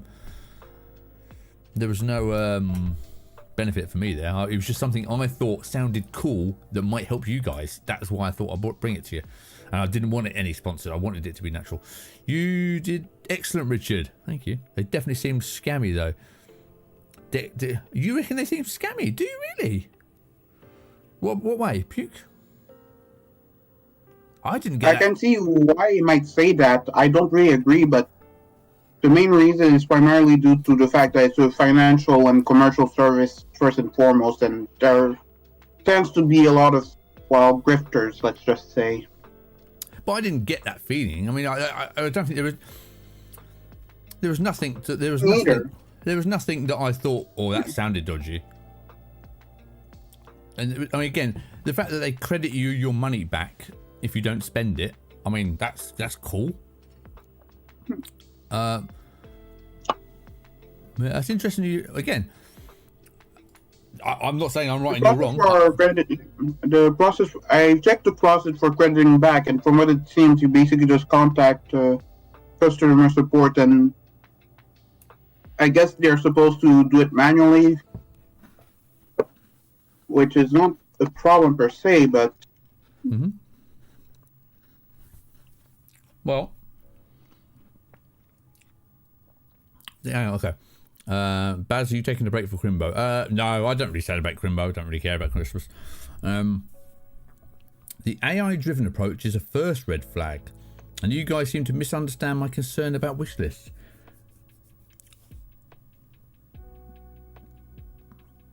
Okay, we'll have a look. Okay. I don't think scammy. I'll just take it with a grain of salt how much you were getting out dollar. Okay, yeah. The thing is, we need who's going to sacrifice himself. We need someone here that we all trust, who's actually going to do it. And you tell us what you get. Yeah, I'll try it. Yeah, well, yeah. I mean, there you go. You let us know. I mean, again, as a test, we saw $1,800. The game got 300 wish lists. I don't know if that's what the thing is. Dutch, it depends what they set as the goal. That's the thing. They might not have been after wish lists because they've done $1,800 wish lists, but they only $1,800, but they only set $1 per wish list, and that's what I'm saying. If they were prioritizing streams, then the streamers won't have been really sharing the links to get wish lists because it doesn't benefit the streamer. Do you see what I mean? So if the developer didn't prioritize wish lists and only put it at the basic, then the streamer's going to go, oh well, if I do a live stream for 2 hours, I get $50 for that, or I get £1 if someone wishlist it. Do you know what I mean? So there's no incentive for the streamer there, so they're going to go the other way. So you got to remember, you don't quite know. We didn't see all the numbers either, but again, we need someone to. You can't verify if they're legit. No, you can't. We need people to test it. We need the people to test it who are here and we talk to all the time. We talk to you guys all the time. If you come here and say, I did it, I got this, I got this many things, or they didn't refund me, or whatever. If you come back and tell me that, then we can say, well, now we know. And unfortunately, it might take someone to test it. But if Fuzzy here wants to test it, then hey, at least you're getting your 30% off, or whatever it was, 30% commission lost. Do a community test, GoFundMe type thing. We all chip in for a real review with stats. I like that, Baz. I like it. Actually, that would be pretty helpful. Yeah. I can't technically afford it since I have a decent credit score and a good credit line. Go on, Fuzzy. No, but hey, it's $150. It's not. I'm not saying it's cheap. I mean, that's not cheap. I appreciate that. So don't be spending. If you haven't got the money, don't spend it, for Christ's sake. But if anybody does have the money, or they are looking to do that, the thing is, your choices are, shotgun it in the wild if you want. And again, you can do all this pretty manually as well if you want. Like I keep telling you all, if you want to go and watch all the streamers, make some databases of streamers you like, why you like them, what type of numbers they get. If you want to go and do all that, you can do all that yourself, and I keep recommending you do that. But if you don't have time, or you just don't want to do that, then if this isn't a scam, then this is a perfect way of just cutting that out. But we just don't know. Again, I don't benefit at all from this because I'm not sponsored. I'm not a developer. And, obviously I'm a streamer. I can do it as a streamer point of view if you want. Obviously I can sign up for some campaigns and I'll tell you what I get and what I don't get, and tell you what I get. But obviously it's how much it's going to help you, I don't know. It looks like a good service, especially at the price point. I believe it can make a lot of sense. Yeah, I think so. Again, it's interesting how people see different conversations, isn't it? I got a good feeling from it. Again, they've been very communicative in the conversation. There was nothing scripted about that at all. Like, they didn't give me a set of questions or rules that I could ask. They didn't tell me don't ask about this. They didn't say, oh yeah, what sort of things are you going to ask and what. Nothing at all. They said, yeah, absolutely, we'll do a live stream. That'd be great. So it was free reign. And again, I gave you the opportunity, all of you, to ask all the questions you wanted to ask. There was no limit on anything. To me, very straightforward, seems trustworthy. That's what I got, Dr. Burst. Again, I don't know. I know as much as you guys. That's the only conversation I've ever had with them, apart from on email talking about the stream. So that's the only conversation I've ever had. So that's what I got from them, that they seemed cool. But that's just my opinion. It's your money. You're going to be spending $150, not me. Yeah. Unless you all want to donate $150 between you all, and we'll give it to one of the developers in the chat and say, there you go. If you want to put in some money, I'll just send it to a developer. I actually don't think I can be bothered to set up a GoFundMe page for it, but if you want to donate and we'll send it to someone, we can do that. Bang it on a credit card. Lol, bang it on a credit card, don't do it. Although $150 is expensive for most devs in the world.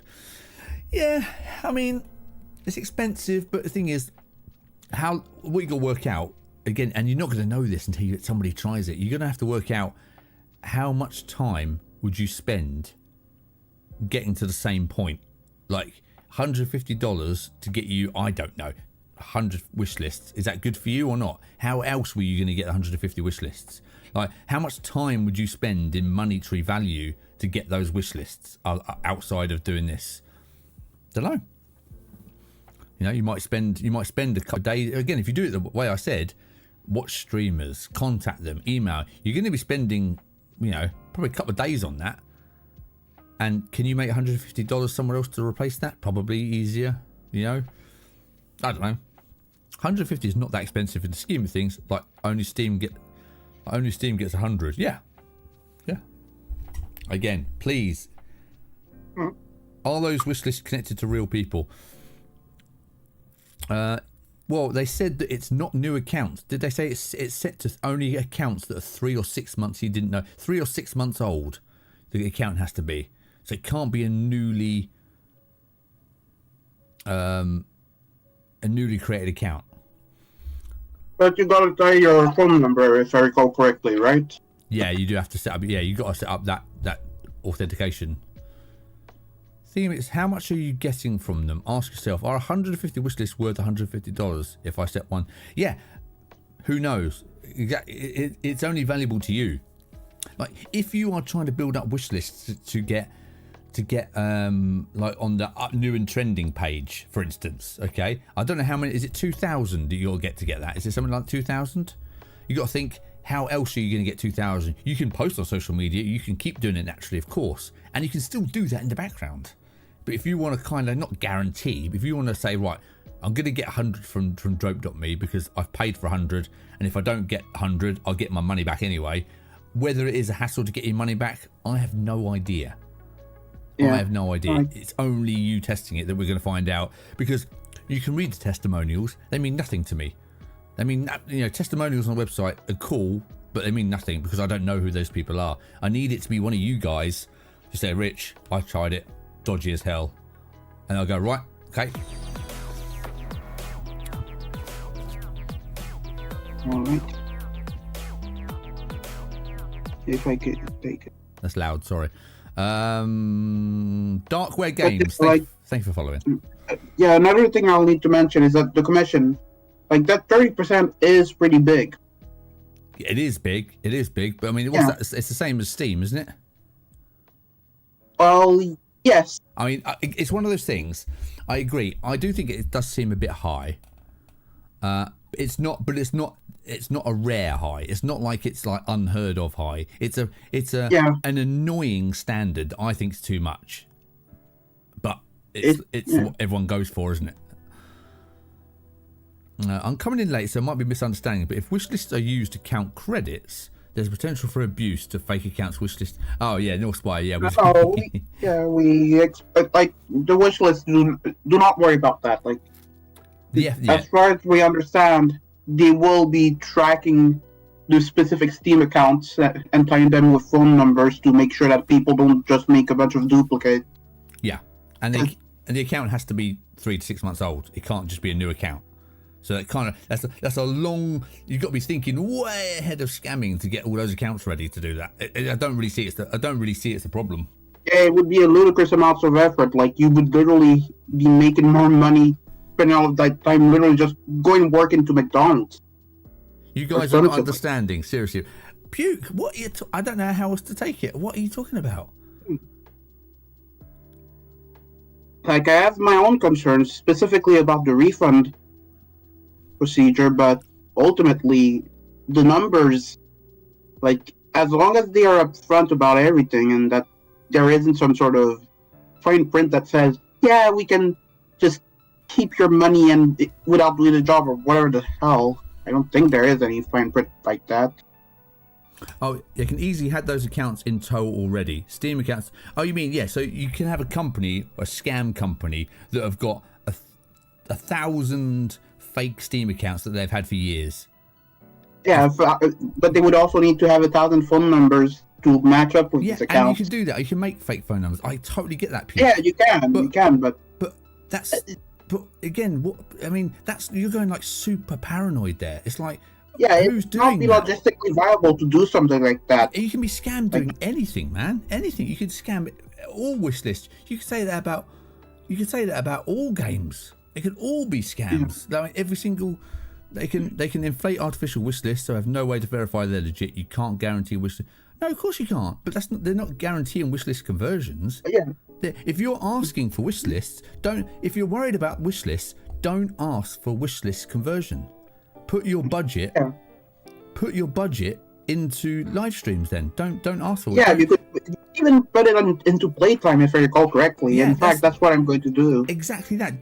You set what the goal is for the streamer. If you're so paranoid, I think you're crazily paranoid, to be honest. If you're that paranoid about that, don't click wishlist as the goal. Click stream time. Click something that's not related to specific clicks like that. Do you know what I mean? Yeah. For example. Yeah, Harron, come on, man. Absolutely, come on. Come and discuss it. I don't think. So I saw someone say they don't think. I don't think paying for wishlist is a good idea. Like a streamers community might be happy to wishlist the game, never actually buy the game. Yeah, I agree. That depends on the community. You need to target the community. That's not wrong. I agree. Hey, hello, Harron. Harron, hello. Hello. I apologize because my voice is going to sound really weird because I have a nice cold. You're just weird. That's fine. I'm just weird by default. Yeah. Hey, World Fantasy. That seems familiar. Sounds dodgy. Sounds like a scam. Yeah, it's probably a scam.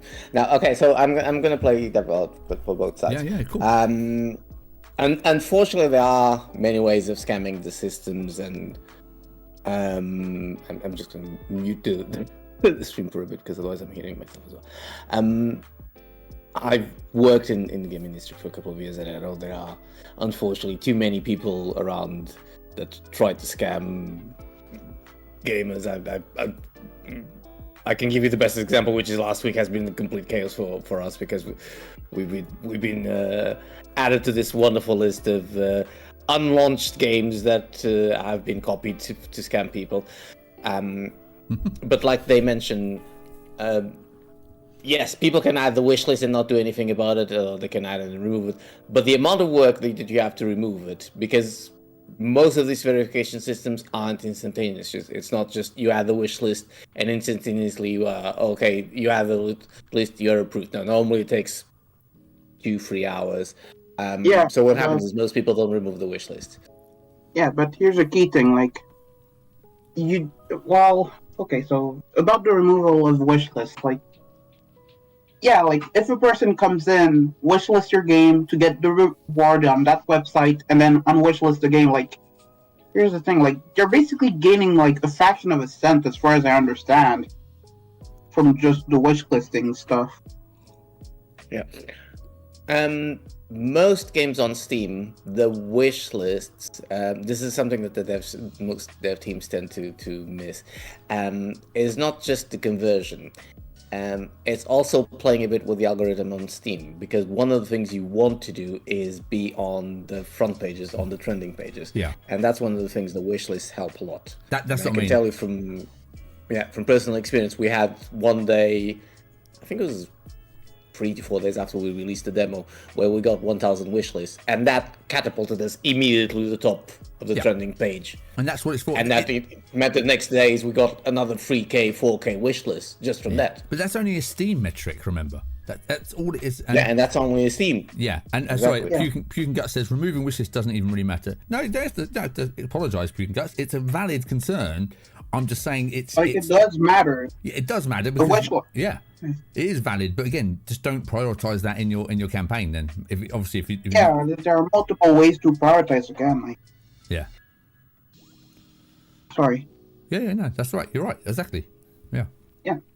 But if you really want people to buy your game, play your game, and not refund it, the best way would probably be to, instead of going for wishlist, to instead go for playtime specifically. Yeah, exactly that. And again, if they want to scam you, then coming onto a live stream with a streamer who's, again, I'm not saying I've got a massive audience, but there's 20 of you here, and you're all developers. So to come on live and just talk about your platform and then try and scam you all, it's a bad start. It's not going to last long because obviously if you will come back to me next week and say, yeah, I got scam rich, and I'm going to say, right, we are never using them. Tell everybody you're 20 developers, you probably all know 20 more. It's going to be shut down instantly, isn't it? It's never going to work. So I don't see the benefit in trying to do it that way. There'd be more not public facing than that, I would think. But hey, and that might be the greatest scam ever out in the obvious. Do you know what I mean? Yeah. Puke and Guts. I should probably hop in the voice chat. Yeah, Puke and Guts. That's what I said. That's what I said from the start. If you've got concerns, I'm a in here. We're all here. Yeah. Now, the only metric that I'm slightly confused because he kind of dodged that one a bit, which is how do they measure what is considered playing a demo? Because that's yet another thing that's considered for the algorithm on Steam for your demo is actually the amount of time people play the demo itself. Of course. For example, in my case, I have a demo that's like a 1 hour case or 1 hour and a half now. But Steam actually tells you the average is roughly 30 minutes, or that's the average you should try and aim for. And right at the beginning, we were having an issue with the login, and that was causing our average to go lower, and that was causing us to go down. Right. So I'm not sure how they measure that would drop. But then for the full versions, like he said, the minimum time they set is the 2 hours, and that means you actually got to sell there because there's no way of refunding over the 2 hours, as we all know. Mm-hmm. Well, there is ways, but it's a massive pain. Yeah. I mean, don't forget that you have to prove that you got scammed by the game. Yeah, exactly. Watch your stream back. Yeah, you have to. Thing is, don't forget, it's all coming from the Steam API, isn't it? So they're only going to be able to take the data that Steam provide them. So if they're going, I assume they're going to base it solely on the Steam demo playtime because they've got no other metric to go by, have they? No. The other thing that wasn't mentioned fully by them, but I'm guessing that's what happens on their side, is also the metrics of where the wish lists come from. Because from my end, I can actually do that quite easily. I've done that with Gleam campaigns, for example, with some ambassador streamers, which is the system that's called UTM. And the UTM basically you can actually check by Google Analytics, for example, also has it. But for Steam, the only way to access that information is if you are a manager on the Steamworks side, and I'm guessing that's the permission they require on their side. Yeah, but does that mean that they can change anything on your game? Not really. I mean, they only get access to information. Hold on, but one thing I'll need to mention is that you're correct on that, but the way that from what it seems, the way that they get their data is not through those means, but rather by using the account API to get the user data that way. You know how people sometimes log into Steam on other websites that's the way to check how they play it. The way to check the wish list will have to be via the game page itself on Steamworks. There is no way you can do that via the. No, you can check the wish list on one individual guy using the account API. Like, you cannot check it for all of the users. You cannot. For example, let's say you have a guy that logs into your website with Steam. You now have access to their library. You might have access to their library. You might have access to their wish list. You might have access to their friends list, depending on the permissions that they give you.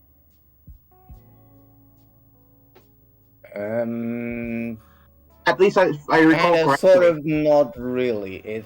All that information has to be set to public for them to see it. That's what I'm saying. That the reference links themselves will have to be via Steamworks. Unless there is a new wave that you can get to it. Until a few months ago, it used to be like that. Yeah. But again, don't forget, we can bring them back. And if you've got these questions, we can just do another stream with these specific questions. I can email, if you know what I mean. We don't have to like make up the answers here and try and figure out what they mean. But he was quite there's also the fact that there is that reward system for the players when they play the certain number of hours or wishlist the game. Like, they need to report to the website. Yeah, I wishlisted. Yeah, I played the game for 2 hours. Give me my reward. Yeah, and there is a ranking system as well. Remember, again, how much that is, but I don't know. I was just going through the chat because I knew there was something else I wanted to ask. Oh, it was the how much do you pay per wish list? Give you a rough number, and this is via a big publisher. I don't think they're watching now, so I can say their name. They're Freedom Games. They publish stuff like Horrormon and stuff like that. Yeah. What they told me, so what the marketing manager there told me is what they roughly consider a good price per wish list is $1.50. Okay. So what that's assuming company here is offering is actually quite good. But that's assuming which price, though. That would be for them using ads. So regular ads on Facebook.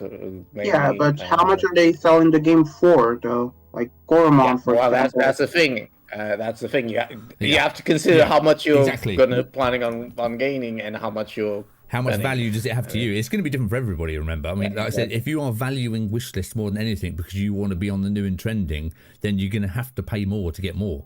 If you don't give a toss, don't put anything into it. You know what I mean? If it makes no difference to you, don't put anything into it. That's the thing. You can choose where your money goes. That's what I think is good. Yeah, for example, like $1 of marketing for a game that costs like $24.99 is going to be very different from $1 of marketing for a game that costs $2.99. Okay, Dr. Puss is saying, I believe they have their own system of tracking Steam accounts because he said that streamers can see the users who completed it. No, they can't see. Yeah, that was where he's confused. He thought you could see the usernames who collected, but you can't. You can only see the numbers. Yeah. It would be very odd if you could see that type of information. That's what I thought. Probably a pretty big breach of privacy. That's what I said about GDPR. I don't think you'd be able to see the individual names. No, you can. So, for example, I'm giving an example from what I can see from my side, and most of you guys can probably see that as well. I can see the number of wish lists I got. I can see the number of wish lists I got per day, and I can divide them per country, and that's pretty much the maximum I can go down in terms of information. Yeah. Beyond that, then basically Steam starts going into the GDPR territory, and they just protect themselves in terms of privacy. Yeah, of course. Puke and Guts, you joined. Hello, are you there? we were talking. Yeah, check the Dr. Puss. Please check. I am here. I'm just at work, so I'm trying not to make too much noise over there. Oh, he's trying to be stealthy at work. Okay, we'll whisper. No, I just don't want to interrupt the conversation. I'm still here, but no, this is all the same conversation, man. Go for it. So like, I'm not trying to come off as like extremely paranoid. I'm just trying to point out what I think is potential exploit that wasn't really addressed, and I feel like I'm not getting my point across. So it wouldn't be difficult at all for a company, let's say, drop to have like a large amount of these bot accounts on Steam, right? Mm-hmm. That's not actually too difficult to do. Yep. Okay, and then again, zeroing in on the wish list thing, to just easily get all of those wish lists to be right? Whether or not they get deleted, when I say it doesn't matter in the sense of like that dollar being given to Rock or whatever the amount is for wish list, right? If it's removed, right? And there's no way to actually like confirm or verify the Steam account that is redeeming the wish list, right? Because again, that is kind of a privacy violation. Yeah. Right. So it's easy enough to say, oh yeah, like you got 1,000 wish lists. None of them converted to sales. I mean, well, that sucks because, you can't guarantee that, of course. There's no way to do that, right? So it's a very easy thing to do, right? Does that make sense? Yeah. No, I get you. Yeah, absolutely. Like I said, but that's only if you're, again, yeah, you're totally right, but that is only if you're going for wish lists only, which I don't think it should be. Yeah. No, and I'm not saying that the critical failure, and that's an exploit potential. Specifically. Yeah, but the thing is, I don't think there's.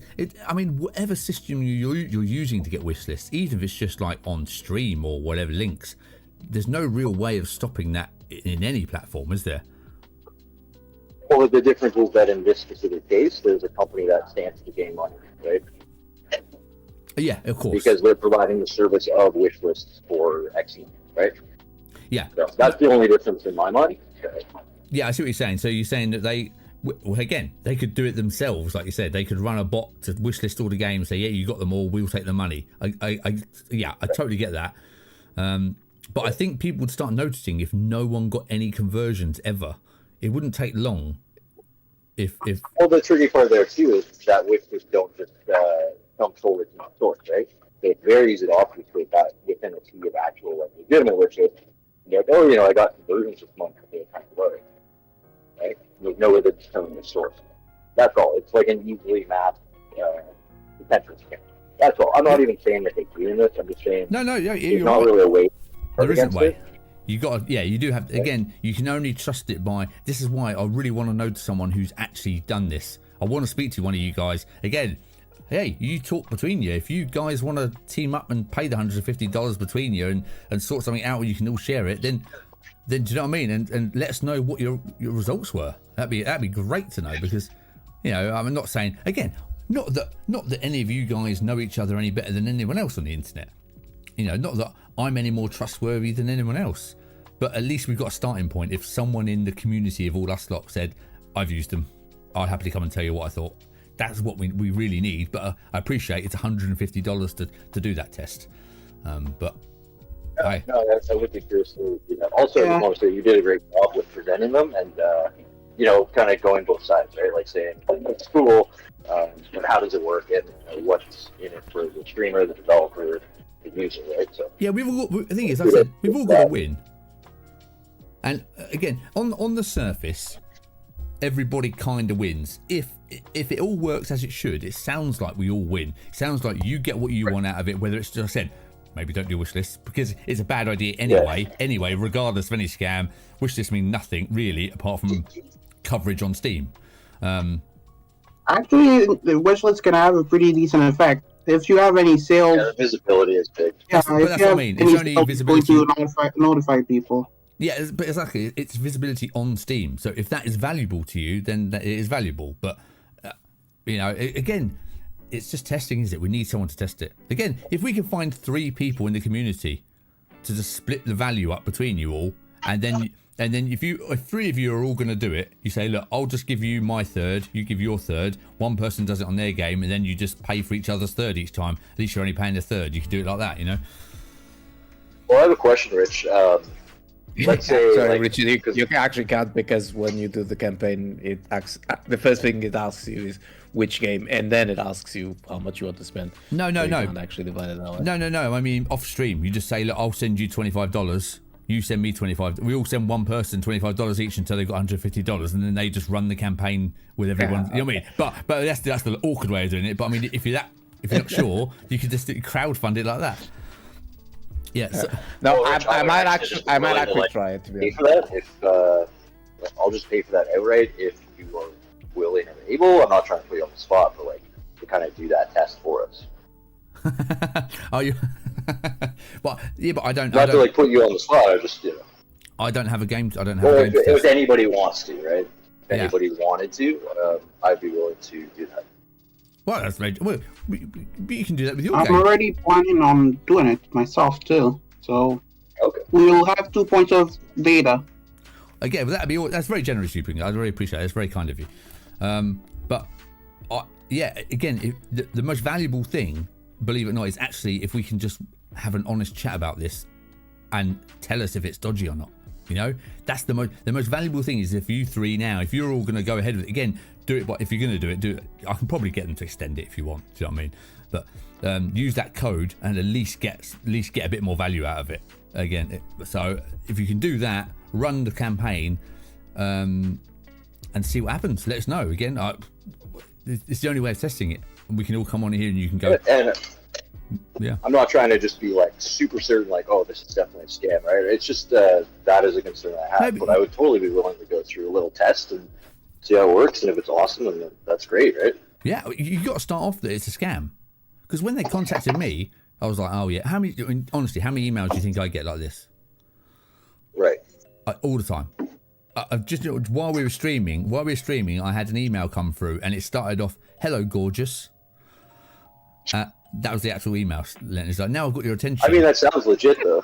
now I've got your, and it said, now I've got your attention. I thought you might be interested in, and I haven't read the rest of the email, but I get emails like that all the time. So obviously I did a bit of research, but I really didn't want to find out people's opinions or stuff, because I didn't want to read the fluff on the website. I really wanted to find out myself by talking to the person. So I didn't read anything. I just signed up and thought, like, does this look dodgy? I was clicking, I was like, are there real people here? So then I went through the streamers that were the influencers that were listed, and I went through about 10 of them, and I actually did it a few weeks ago on stream. I started doing some of that. I went through and clicked on all their profiles to see if they were real streamers. I did that as well. See, are these real people? Is this their real numbers? And I went through and clicked on their Twitch, clicked on their YouTube, and yeah, they were. So I was just like, okay, well, it seems okay. They were happy to talk completely off the cuff on stream. That's a good sign. They didn't give me any questions I had to ask. That's a good sign. So it all seemed okay. But again, it's totally from cold. So I expected, this is why I said developers are paranoid, and they should be, because there's so many dodgy people trying to take your money all the time. People that want money for doing anything, that you have to ask all the questions. And unfortunately, sometimes the only way of testing it is by actually using the platform. But hey, if you three are all keen to give it a go, then we need to come back. You give it a go, and you need to come back and tell us all and say, yeah, this was actually really cool. I got this. These are my actual results, because then we can trust it. Because I know where you are. I know who you are. Yeah, totally. I completely agree with you. Right. Sometimes you gotta just go for it. Because you never really know. It seems new, especially. No, you don't. You don't really know. You never know. So I connected with them on LinkedIn as well. So I have been following them around. They're not just completely cold to me. So I've connected with them on LinkedIn and like tracked like where some of the managers and people running it, where they sort of come from and stuff. Where they come from, like selling cereal to suddenly being the director of this company. No, generally it's all been industry based. So interesting. It's interesting. But again, I hope that it's at least giving you something to look at, something new. Because I thought it sounded cool. 100%. My distrust is more so tied to the fact that I am not sure if it's effective, rather than due to the fact as to whether whether they are a scam or not, because they don't feel like a scam per se. No, I mean, yeah, again, you just don't know, do you? Is it effective? Don't know. Again, spend $150. You tell us if it's effective. I haven't got a clue if it's effective. I can't tell you that at all. The only way is by doing it. I just thought it sounded interesting. Again, I get loads of stuff people send me to oh, do you want to share with your audience? I'm like, no, I don't. And again, when he said at the very, very start of the conversation, he said we use AI, I immediately was like, hang on, you need to tell us what AI you're using. What are you talking about AI? You can't just skim over the word AI. What are you using AI for? And it does seem to be just collating the data and the statistics to put into the thing. That's what it seems to be. What if they come from selling biscuits? And sorry, I'll just shut up because I am at work and I don't want to like distract you guys or whatever. But thanks for letting me voice the question to you. If anybody does want to go in on this as like a little test and they're not able to afford that at $150, just contact me on Discord. I'm in the group and we'll figure it out. Very generous of you. That's very kind of you. I'm gonna get out of here now, but you guys rock, and yeah. Thanks, man. Appreciate it. That's very generous of you. So anybody, if you do want to try this out, then I'm sure as a community, I mean, Puke and Guts has offered to pay for you to do this, but I'm sure as a community we can work out a donation crowdfunding. We'll send. Do you know what I mean? We'll try and collate together. If someone wants to test this that doesn't have $150, I'm happy to try and we can run a charity stream if you want. We'll do that. What if they come from selling biscuits though? Well, if they're selling biscuits, then they're in Rose Cottage. I don't do any filtering. If you're bribing me with biscuits, you're in. Straight in. You just That's bypass. kind of expert you want, right? That's it. You just bypass all the security checks. You're straight in. Get those biscuits here. Don't care what the community thinks. Indie biscuits. The last thing I'm going to add here is I know we're focusing a lot on the wish list, but they do have a couple of other things. That one of the interesting ones they had was actually doing a little rewarding streamers for doing a little promo, 1 minute, 2 minutes in some of their videos. So that's actually something that, like Richard mentioned several times, can be used and should be used in your social media and your promos, clipping them. Because trust me, there has not been a single streamer that I've asked, can I use a clip of yours? And they told me, no, you can't. It's like immediately, yes, no, please do. So yeah, as long as you support the streamer, give them credit, they're more than willing to do with that. Exactly. And again, you got to remember that they want coverage too. I want you to share my clips because one, I really genuinely am trying to help you guys get coverage, but I want coverage too. It helps me. You got to remember that. So you're not just helping yourself doing it, because again, not all of you, but a lot of you seem too lazy to make it for yourself. Well, then make it for me. Give me some coverage. Give it two reasons. Says this, but Rich is actually the only streamer so far that hasn't either pinged or at me in any of the social media for Portal Fantasy. You know that, right? Every other one has done that, and I've reshared their post. So you failed. Have I made a clip of Portal Fantasy yet? I don't think so. Well, there you go. Don't worry. I have something ready for you for tomorrow. Tomorrow you'll get a surprise. No, oh my God, that comes. I'm sure. The other thing is, in terms of wish lists, one thing that you guys kind of forget, and it's very important, is not just the fact that you're getting wish lists, is when you get wish lists. So one thing that it's highly recommended is, if you're trying to aim for the wish lists, do it in like the 1 week, 2 weeks before you do the big release, because precisely that peak of wish lists happening there, and then followed immediately by the release. This is for Steam, of course. This catapults you immediately up there in the trending. Oh, does it? Yeah. And I discovered something really cool this week that I wasn't aware. No, you're going to. This is like a really interesting secret of Steam. Oh, breaking news. Release in early access. I was wondering why so many of the big boys were doing it. That's why I asked someone and said, why are you guys doing the early access? You don't seem to have like much to change there. And they told me, well, the reason why they do this is, if you release in early access, when you swap to leaving early access, Steam gives you 1.5 million impressions for free in the front page. Really? Why they do that?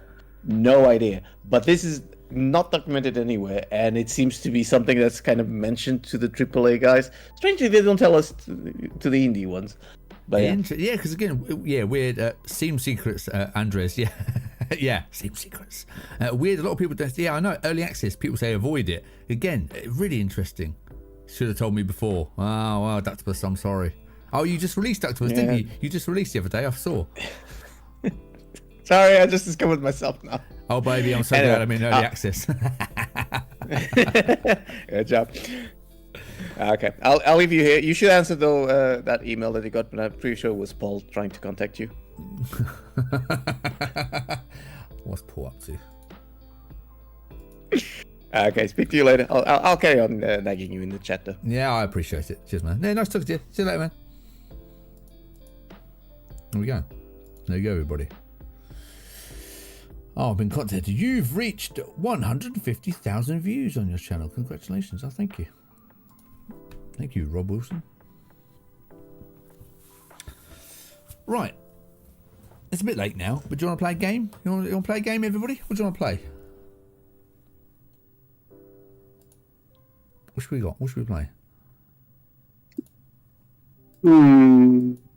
Have you tried Bullet Bunny yet?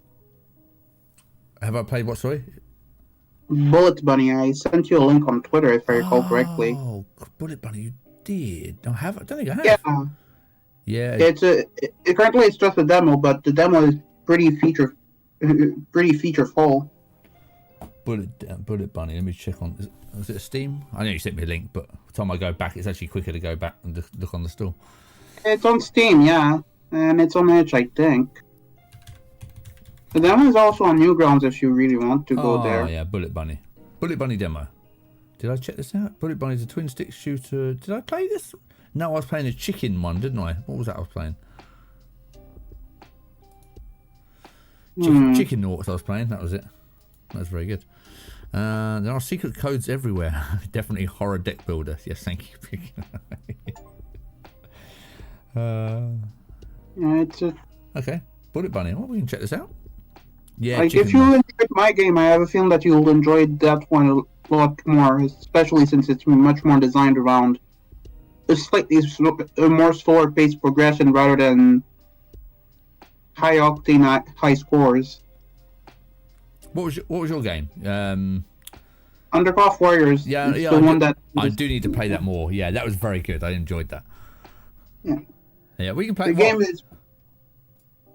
Hang on. Let me play Bullet Bunny just because you've suggested it. I'm happy to play. I liked your game. It's very good. All right, let me go to. I might have got the right screen. I have got the right screen. Bloody hell! Check me out. Professional. See, Harren. Yeah. Professional. But yeah, also, is it fine if I just call out everyone? If you just what? Sorry. I just want to mention something to everyone. Yeah, of course you can. So go for it. That's what these streams. It would be really cool if there were. It would be really cool if there were other devs that just came into the server and just talked about their own games. You mean on voice chat? Yeah, like it would be nice to have them come in and talk about their own games and other games that they also recommend. Hang on. Well, we can. Oh, it's just so loud in my ears. Sorry for being so loud. No. The game. Oh. Hang on. It's incredibly loud. Holy crap! There you go. It's in my ears. It was loud. Yeah. Again. Well, again. We can always set up an official day and time to do this, and we can do like a dev chat stream. I have done them before, and we can do a proper like dev chat stream, and we just talk about games. We can recommend stuff, whatever you want. But again, I'm always in the voice chat every stream. Anybody's always welcome to come and join. I mean, it's a bit harder when we're doing the indie booth because obviously me and Paul are trying to be tight on time, but everybody's always welcome to join the stream. You know that. But yeah, it would be cool to hear some more stories. Again, I will be bringing the podcast back next year. I keep saying I'm going to, but I am bringing it back next year, so we can. And I do want to make it a video podcast if possible. So I'd like to talk to you about your games, show off some gameplays in the podcast, and kind of make it into more like a YouTube video, but it's actually going to be a podcast. You know, so I do want to do more of those for more official stuff if everyone wants to do those. I didn't press the tutorial. Oh crap. We don't use tutorial, do we? A biscuit lovers round table. Absolutely. But yeah, if you want to do that, again, it depends how you guys want to do it. If you want to do it where you just pop in whenever I'm live, you're always welcome. There's no limit on that. Or if you want me to set up a specific day and time for streaming where you can come in and we just have a load of people in the chat and we just talk about either your game or we talk about games you've played, or you just want to have a natter, whatever you want, we can do that as well. You tell me how you want it. It's up to you.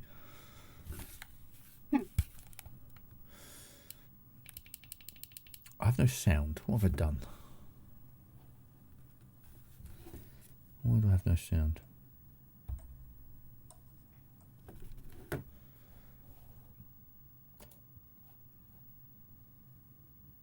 Bullet Bunny on Steam. Click to toggle info mode. Pause menu. Options. Oh, I've got volume here. Maybe there's just no volume happen. Oh, no, I've got volume. Okay, now it's working. What was that about Pro Streamer? It was the game, Harren. Thank you very much. Now it's working. Look, now you can hear sound. Outrageous abuse. See, now we got sound. Normal.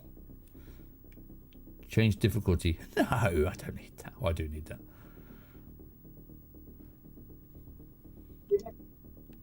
You might want to raise it, perhaps. No.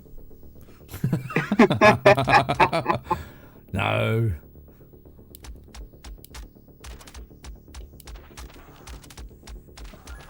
I get a feeling the keyboard and mouse might have been easier.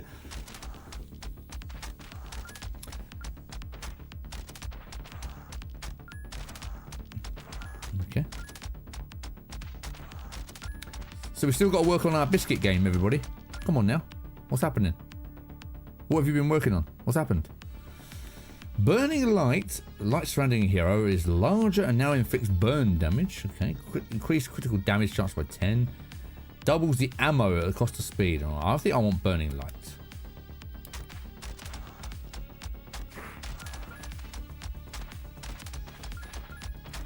Tutorial. Who needed a tutorial, eh? Probably me. Well, I don't know how to do anything in a second. So who's this developed by? Fuzzy? How do you know? What do you know about this game? Is it someone you know? Well, we were sharing multiple servers on Discord, and I just happened to ask him how he managed to get so many plays and wish lists on his game. And what did he say? And it turns out, well, basically, while he partially got lucky, he partially got a lot of attention thanks to good networking, and he partially also did a lot of work just posting it in as many places as possible, of course. Of course. Yeah, like, for example, if I recall correctly, the place where he got the most people interested is Newgrounds specifically. Was on what, sorry? What platform? Newgrounds. Newground, what's that? Well, you know, like, the place where you could find, like, like, you know, things like Friday Night Funkin' or Tankman or Pico School or whatever else. Like, you know those old Flash games? Oh, yeah. That's basically where a lot of them just originated from. Interesting. Okay, yeah, I didn't know about that one. That's interesting to know. Have you started the GDD? What is the GDD? Is that what is GDD, Ductopus? I'm missing the joke there, I'm sure. Still have to work on the biscuit dunking mechanic. Oh, do you, Norspire? Do you? Well, you let me know when you want some action, right? We'll sort it out on the dunking mechanic. I love the fact that there might be a dunking mechanic. That's amazing, isn't it? Oh, game design document. Oh, okay. I thought there was a joke. No, I haven't started on the Ductopus. Do you think I've started on it? No. I know it's the first thing you should have ready. I know, I'm aware. But all right, I'll start on the game design document. I'll start it. We'll see how we started there. We'll see how we get on. All right, I'm with you. All right, you're fair enough. I should start it. You're right. Another biggest, one thing I always mention is that having a strong hook, specifically, like, a lot of people kind of underestimate how important it is to have a strong hook for a game. This is too loud for me. Sorry, a strong Hook. Strong pitch. No, not pitch per se, a hook specifically. Oh, So- yeah. Okay. Yeah, like, as much as everyone emphasizes, yeah, you need to have a strong hook for your game, but a lot of people have difficulty defining what is the hook of their game. Yeah. Even I have difficulty doing it, so... Yeah, I mean, you should be able to explain your game to someone in a sentence and it sound interesting. If you have to go, well, it's kind of like, you lost them. If you can't explain it to someone else, then what do you expect them to think of it? Yeah, absolutely. And again, it's... You can use comparison in your hook. For example, like, some people have described my game as Uber Mosh on crack. Yeah. I've played it, Taryn, I've played games for less exclamation than that, I'll tell you that. You need realistic crumb physics. We do, Port, you're not wrong.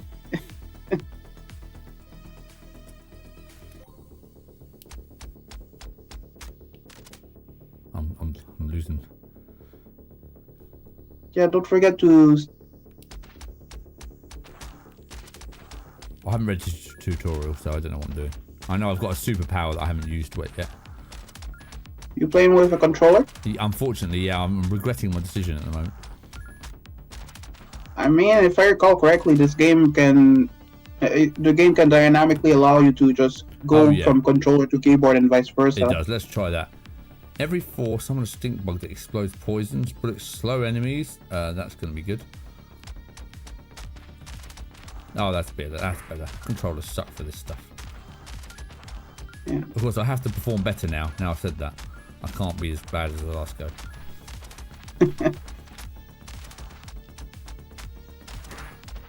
Didn't see that. Ah, that's the special. Ah, okay. Yeah, it's very similar to. It's very much a roguelite. Yeah, I like the rogue lights, not the likes. Yeah.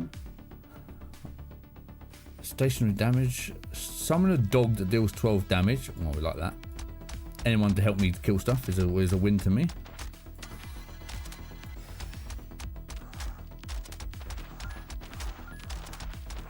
Because again, this is quite a simple. There's nothing. It's cool, but there's nothing special about this game from off the bat. I mean, there's nothing like. You know, I've seen this a million times. It's done very nicely. I like it, but like, there's nothing. There's nothing here. The hook is primarily a visual one, honestly. Yeah, it's visually very nice. The pixel art's very nice. So to do well for wish lists and stuff, it shows that it's the exposure and marketing he's done is what's really good, because it's not like the game is like, oh my god, have you seen this game? No one's done this before, so everyone has to play it. It's just been marketed well and it looks nice. As simple as it sounds. Like the game, like specifically the demo, it has like 100,000 plays. Wow. And it's 1,000 plays. It's still respectable. Like it's like we're. I'd say like it's absolutely insane how many people have played this game. Yeah, because again, this is cool. But you know, like, but I think your game's better. But from what I've played, I prefer your game to this. This is cool. I like this. This is cool. But I prefer your game. But we just need to find more wish lists for you. Come on, not wish lists. We don't want those. No, we do. I'm just saying. So it just means it just shows you on the marketing and getting the right place at the right time. Again, if you can find, there was a game I played a few weeks ago. I don't know if anyone remembers it. Was it an indie booth? It might have been an indie booth called Guards. Does everyone remember that? Where it's done in Unreal and it's like an FPS. I don't know how you explain it. A very destructive environment. You got to survive as long as you can. But anyway, it's a cool game. I thought it was good fun, and it's very co-op. And I kicked a door against Paul and killed him accidentally. That game, and I liked it. I thought it was cool. But recently, he had a YouTuber randomly play the demo, and the YouTuber's got like 3 million subscribers. So his wish lists have gone through the roof now. They've shot up. Is that the one that got played by Toonies? Yeah, that's it. But the cool thing with Bullet Bunny specifically is that it didn't like blow up per se. It was a gradual and honestly relatively achievable type of growth for the amount of time that the demo was available. Yeah. Well, again, it's like anything. It's just like I said before, it's finding the people that like those types of games to keep playing them. I mean, it's just exposure. And again, this is why I do think the Drope.me website could be quite useful. Again, it might not be useful at all, but it could be used. There's a potential there to be useful, because the fact that you can choose the streamer that you want. It's not just, they don't just send it to people and then you hopefully get it. You can choose them, so you can actually go and have an investigating. Oh, I've never heard of this person. They do actually play the games.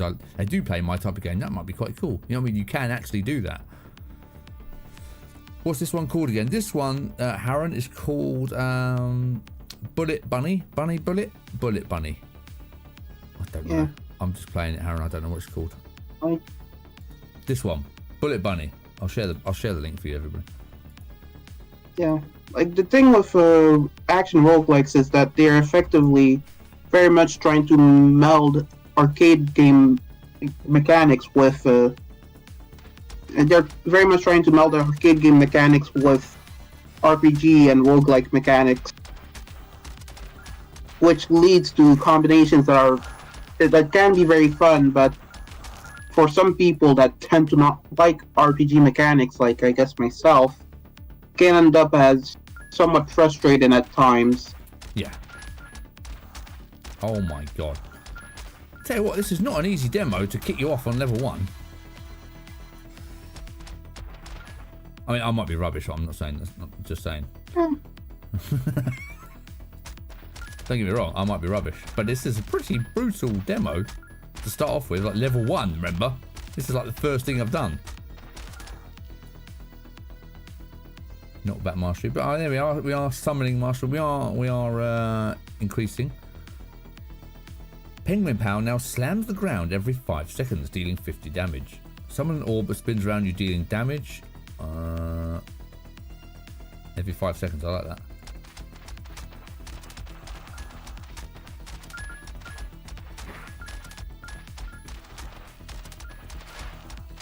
Okay, cool. That's cool. That was a good choice picking that one, by the way.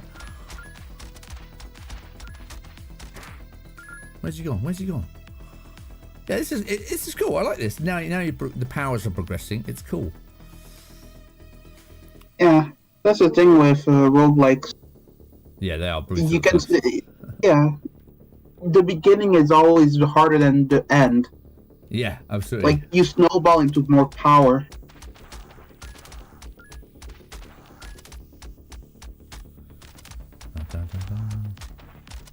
Like, while it can be fun, it can also lead to some frustrations when you do not get the snowball going. Well, I think that's where the skill of the developer comes in scaling the difficulty enough. Because if you make it too hard straight away, you're just putting people off extremely quickly that don't have a chance. You've got to get them to that hooked stage quickly enough that they feel like they're growing. But if you do it too easily, then they're going, oh god. I mean, it's really hard. You've got to weigh that up very carefully. Yeah. Damage scales with current XP. So with current HP, sorry. So does that mean if I've got no HP left, I'm doing no damage? It's X. It's an X. It's very much an X. Oh, okay. That's an awkward font. I might have to warn him that his font is yeah. Again, awkward for the X. But I have that problem whenever if you use pixel art font, then it's always difficult. You do have to be careful in like tooltips and stuff, especially when it's so quick. You do have to have it readable. But it's cool. Hey, this is cool. I like it. Health regen always health regen. Hit points and health regen. I'm all for that. Pixel art font, only silly people do it. Oh wait. Yeah, Harren, sort your life out. Sort your life out. Thing is, you can't. Again, the world's different now. You know what I mean? Back when like Sega and Nintendo were batting it out in the 90s, they just stuck out any old stuff. You got no bloody tutorials. You got no buttons. They didn't tell you anything. But it's not like that anymore. You can't get away with that anymore. And to be fair, I'm actually redoing it all. Localization this week, I hope. Okay. If you need a half-blind person, Harren, to read it, send it over. I should be wearing contacts every stream, so if you see him squinting, it's because I'm not wearing my contacts, because I never do. I'm not short-sighted. I have a condition called keratoconus, which screws up my focus, so that's why I'm blind. So I am actually blind as a bat. So that's why it's good if you want me to test your font, because if I can't read it, then I'm just going to moan at you, to be honest. That's the only answer there. That's exciting. What languages for localization? Yeah, Harren, come on. What you got? Swift poison. 20 max HP. Oh, I do like extra health. Always extra health. Come on now. What's my regen on my super? Oh, that's the bar, is it? Oh, I'm running out already. Oh, no. Please regen. Please regen. You have 80 health. What do you mean? Well, you know, I'm paranoid. Spanish, Portuguese, Chinese. Not sure if I can do the Japanese and Korean this week, but I still been those. Spanish, Portuguese, Chinese. Wow, very nice. And speed. Oh, I like that.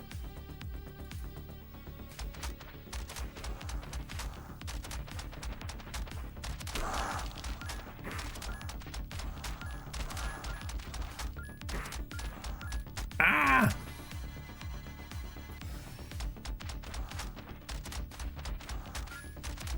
Come on, I need a little pet. Multi-bat exposed. 10% chance enemies explode upon death, dealing 100% of your bullet damage. That's nice. 3 bullet damage increase plus or more damage. Yeah, I'll go for more damage. This is pretty weak, this gun so far. Boom! Oh, let go and it killed me! Outrageous! Ah, Nutson, entered late today, will rewatch. Thank you, Nutson. Yeah, please rewatch. I think you'll be super interested in the stream. I think it was very interesting. I've broken it again. Yeah, that's actually a pretty good run. You check the wait. Oh yeah, this game has leaderboards, if I recall correctly. Oh, does it? Well, I managed to break it then by leaving the death animation noise got stuck then, but it seems to have cleared itself now. You guys always it's a weird bug with the engine. Oh, okay. Thanks for your call, Simon. Scary. You guys always showcasing the games with such cool graphics. No, hey, I don't pick them. Most of the games I play, you guys send me, so it's your fault. Yeah, this is Fuzzy here. Fuzzy sent me this game. I have told me to play this. I didn't choose it. But don't you worry, I've played plenty of games with not good graphics, so don't you worry about that. I haven't tackled localization yet, so it's interesting to me. Oh, okay, North Spire, yeah. Again, this is what's cool. You know, you're all developers here. I don't know how many there are, 20 of you here, 10, 15, 20. So it's a good place for you to chat. So, you know, it's cool that you can interact, ask each other questions, and you're starting to recognize each other now, which is awesome as well. So this is why, again, if we could do the Drope Me test, you should kind of have a bit of trust between each other now to trust each other's opinion a bit more. And again, don't forget there's the Discord. There's a developer-only channel in Discord that, again, only developers have got access to. So it'll only go to them. So if you don't want everybody to know what you're talking about, then you can do that. Damage by... Oh, I like that.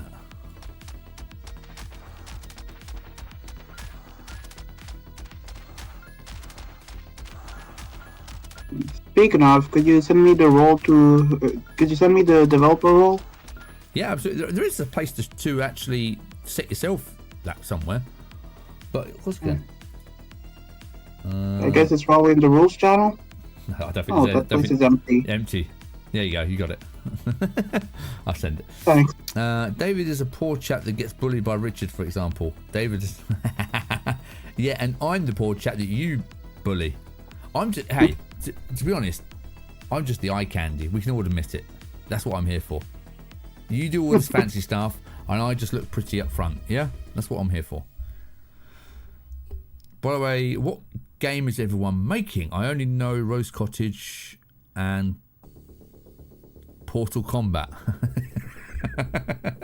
Nice duck. That's why Richard gets emails with "Hello, gorgeous." It's true. See? I can't help it. Yeah, everybody, you know, again, I'm not precious about links. If you want to share the link to your game, go for it. Obviously, don't spam it. Don't be a douche, but Portal Combat is my mini game.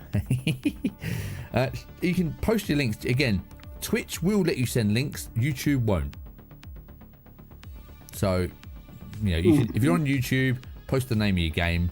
So everybody can, because I have problems connecting the username to the game sometimes, because you've all got completely different usernames normally to your game, so I lose track. So feel free to post your again, do a little introduction, say hello, post what your game is, and go for it. Wouldn't the best place be Discord, because everything is kept recorded and stuff? It would, but people don't generally check Discord as they do the live chat while we're all here. You should do it on both, everybody. There is a share your game channel, there's an introduce yourself channel on Discord, but if you want to, Team YouTube, but if you want to share your game in here, you can do it every stream if you want, guys. Share it in here, tell us what your game is.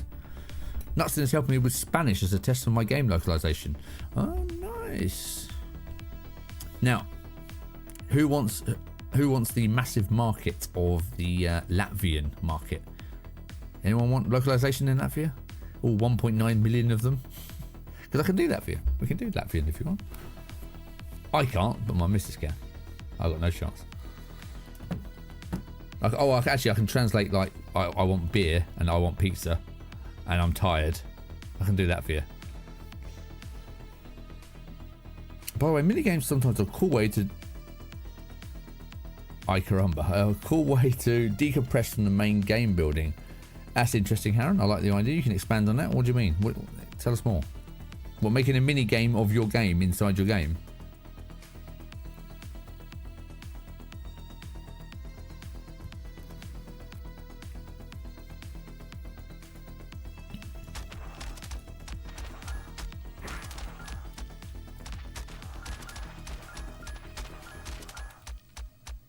Like, I think the meta is basically just kill all of the small enemies until you reach a high enough level, and then start focusing on the big ones. Yeah, now I'm seeing that as because it's the little ones that are killing me. The big ones are so big you can just run away. Yeah, I think you're right.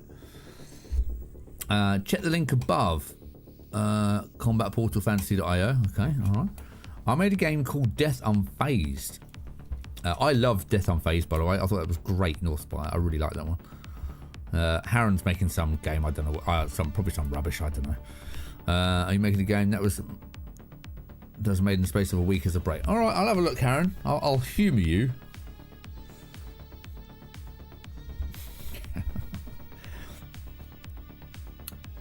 Increased knockback. Okay, increased bullet damage. 50% long invincibility. Oh, I like that. Hero light is larger or stationary. Okay, no, I do like this.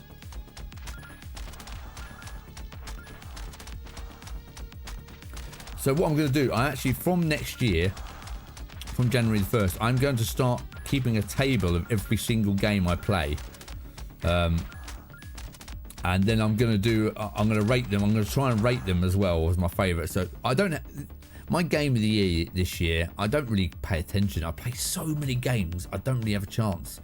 So I actually think my game of the year this year is actually American Arcadia. That's the game I've enjoyed the most that I've played all the way through and completed. I think that was really good, American Arcadia. Have I played better ones? I don't know, maybe. I haven't been tracking. I don't know anymore. I've lost track of what, but I really liked American Arcadia. I made a bowling game called Roll for Life. You did, Ductopus. It is very good. There's a stream you can watch back. I played that on the indie booth. I'm looking forward to it. I got a key from Ductopus. Thank you very much for the key. I will be doing a stream of that, Ductopus, because I like that. It's good. I need to. Oh yeah, with your 75% chance of being hit by the dolphin. Well, I hope you up that percentage for me. No way that's 75%. I also found the entry in Unity that calls the default language original and changed it to say English now, though I was tempted to put ready salted. It looks like some chaotic fun. Yeah, it does. It's really good. Which is great, by the way. Tried it the other day. It's now 80%. Did my testing crushed you? 75%. No chance. I think I did about 6 times and didn't get it once. But it's too easy. We'll see when you get around to play it. We will, Dactopus. Don't worry, we'll play it. And you're going to make clips of it, aren't you? And you're going to share it on your social media, aren't you? And then then you can tag me and I'll tag you. I won't tag Harron because I don't tag Harron, of course. We know that. Heal. Take damage. Oh no, I don't want that. Damage scales with current XP. Oh yeah, we like that one. What's this do? Score multiplier. Add the amount of shown on the die. I don't know what that does. Oh, that was the score multiplier. Oh, okay, that's if I want to up the score. Okay. Oh, crap. I don't play tag, only hide and seek. Yeah. I'll make also YouTube shorts if you allow it. I hope you do, Duxbus. Harron, I'm sure I tagged Portal Fantasy. If I didn't, I do apologize. I will. Again, what I try and do, I'm trying to go back through the streams after I stream them and picking out like maybe one clip per game of all the games that I play. But sometimes it's hard because sometimes there's nothing clippable. Like in this game here I'm playing now, I've got nothing clippable I can really use here that's going to catch the attention. So sometimes it is hard. But again, if you guys do want a dedicated stream of your game, I am open to that. It's harder because I do have to concentrate on the games that are on videos that are going to have more reach. But you know, it's all community based. So if you want me to play your game longer rather than just a 15-minute indie booth, then you know I'll always play your games. You know that. We're cool. Come on. Yeah, this is good. I like this. This is good. I think it wasn't an indie booth. You only played mine. That was awesome as it.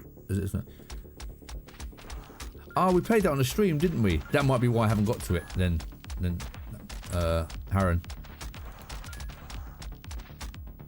I'll go back. I'm going to do it on purpose, just to spite you. I'm going to find the most boring clip of all time, and then I'll tag you in it and say, "Look at the fun I was having. Of me just having a sip of tea or something." American Arcade got my game. Also got Game of the Year in the DreamHack Beyond Game Awards. It looked good when you played it. That's just because I was playing it in Spy. That's the only reason. Terrible otherwise. Hamster Hammer, woo! I don't know what that's for, but welcome in, Hamster. Thank you. Chaos is what I was going for. Death on Face also looked really cool. Yeah, I mean, insert something jockey and annoying. I will. Jokey. Oh, jockey. Yeah. We'll get it, Aaron. The worst clip ever, and I'll tag you in it. Damage increases based on distance. I like that. Silly autocorrect.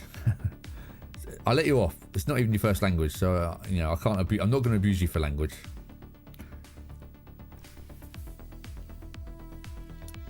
Thank you. I appreciate it. Yeah, no spine. Good, good. I want that health regen. Yeah, I do. Give me that health regen.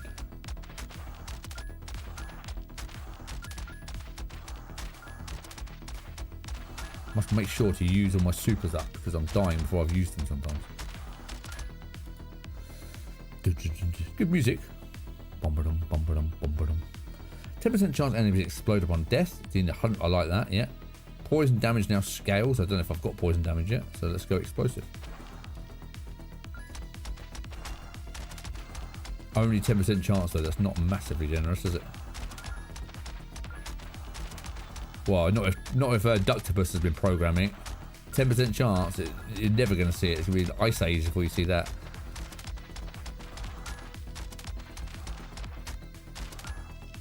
Yes. Enraged Rodent. Damage is increased the lower the HP. That's good, I like that. Based on distance, -5. But okay, so the further away they are, the more damage. Increased speed. I like speed all round, I think.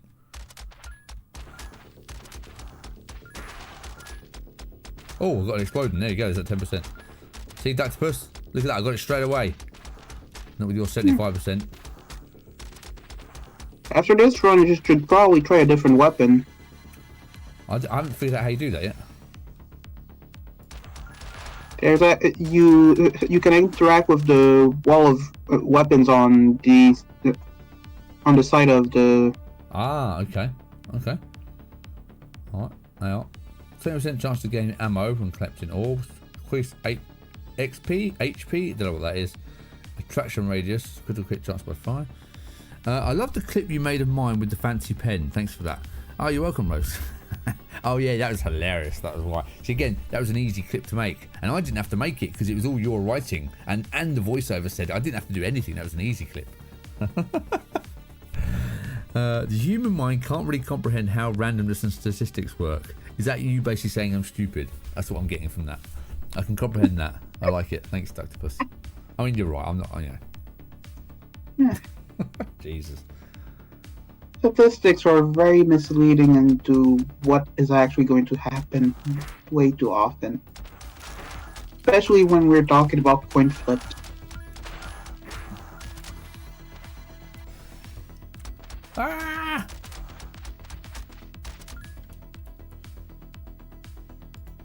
Rooted master. Collect 3 mastery points to unlock epic spells. I don't know how you do that.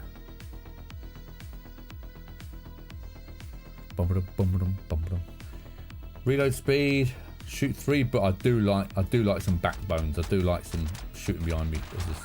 Oh, I'm dead. I'm dead.com. Yeah. Yeah, I don't know how you change the hub. What's that? Oh, okay. Yeah, go to the hub and you'll be able to go to the look at the wall to the left. Yeah.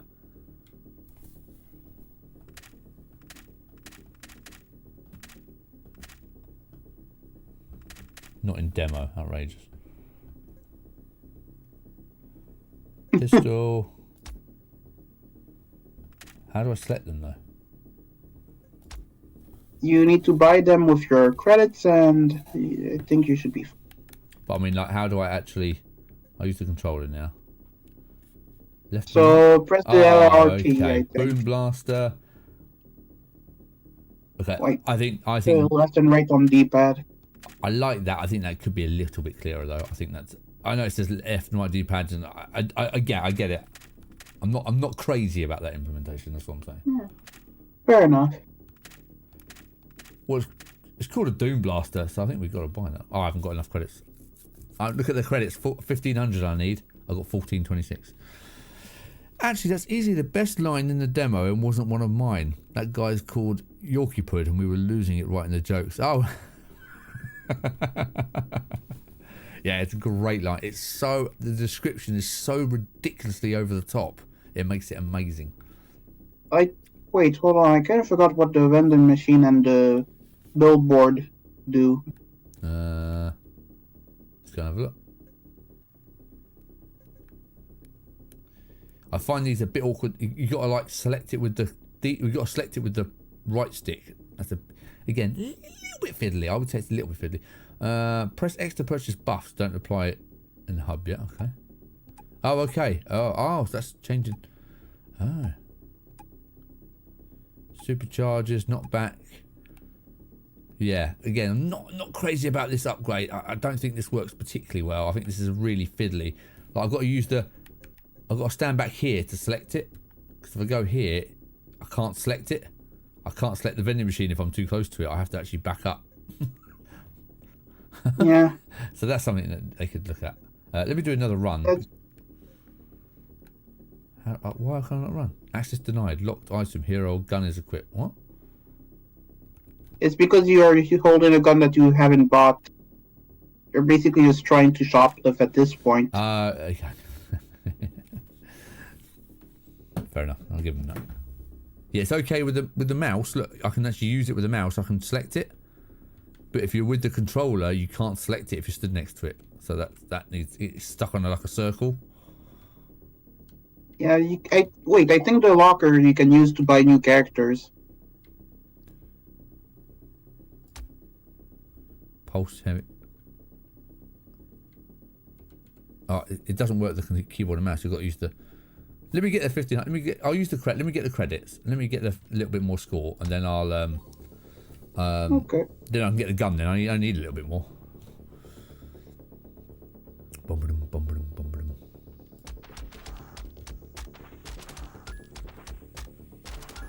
So my next actual proper video on YouTube, everybody, it's supposed to be the 7 cool games that I've played. It's basically all your games that I've played recently. That's the next video. What was your game called again, Fuzzy? Me? Yeah. Undercroft Warriors. Ah, yeah. You are on the next video, not the next one, the one after. I've already done. So the next video, I've got 7 games already written here. Portal Fantasy, Harren is on my video list next for the next video as games I'm recommending. So you can shush. It's on there. Roll for Life, that's on there. There you go, everybody. And then the next video after that, the 7th game. The next video, then your game's on there, Fuzzy. But the next video I'm actually releasing is my, like I said before, is my surfing video, surfing game. I forgot. I can never remember the name. Brian Lynch, John Bryant, something. I don't know. I don't know the name. I can't remember. That is the next video. It's the surfing. It's not a review. It's more of like a. I played this. This is cool because you don't see many surfing games that are any good, basically. So I've actually been down the beach today to get footage. How about that? Dedication for you. Oh dear, he must be sick. That's me. He's being nice to me. It's been written on this board. Look, you see the whiteboard here. It's been written. Where are you? I'll even tell you where you are on the list. You're the first game. It's not ranked, by the way. I'm not ranked. You're not first, Harren. You're not that good. It's just first in the list, all right? First. I'm going to make a statement that starts saying this is not in order. This is just 7 cool games. So, depends how nice you are. You might slip down that list. I might just change you last or something. Unofficially number 1. Don't give him any credit. I can move it anytime I like. I haven't finished recording that yet.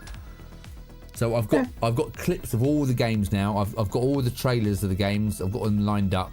I just need to do the voiceover for it. The whiteboard that's conveniently out of view. It's not out of view. See it? Look, you can see it. Yeah, look. Oh, you can't see it. Yeah, it kind of is out of view. Yeah, good. Rose Cottage, Compton Bay. Did I get the beach footage at Compton Bay? No, I'm not that dedicated, Dave. I didn't drive 20 minutes down the road. In fact, David, if you know the Isle of Wight at all, because that's where I'm from. I live on the Isle of Wight, everybody, by the way. I'm sure you know that, but I do. Compton Bay is a big surfing place, but it's really hard to get to because there was a massive landslip in Ventnor. Oh, this is probably only relevant to Rose Cottage here, who is also from the Isle of Wight. Not anymore. But there's a huge landslip in Ventnor over the last month, and they've basically shut Ventnor now, so you can't get to Ventnor from Shank. You can't get there anymore unless you go all the way around the middle of the island to get to Compton Bay. It's a right pain now, so I can't be bothered to go to Compton Bay at the minute. But we know I've done some local surfing. There's people doing surfing and stuff locally down the road. I mean, again, I'm only half a mile from the beach, so I just went down there with my camera and took some video footage. So there'll be some footage of people surfing. Explosive deaths, yeah, we like that, don't we?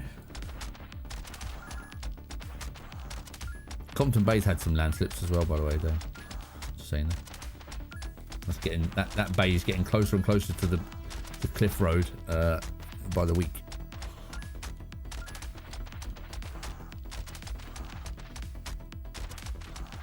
So I can't let these, even though I can't let these big ones build up too big.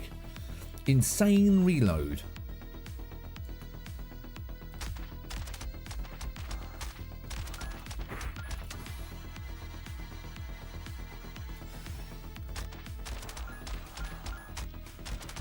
That's the play, isn't it? Get rid of those big, shoot these as quick as you can, and then just use that special.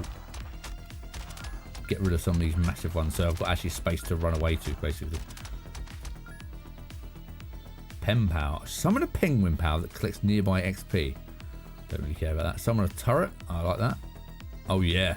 Oh, I lose speed. I don't really want to do that. Let's do a turret.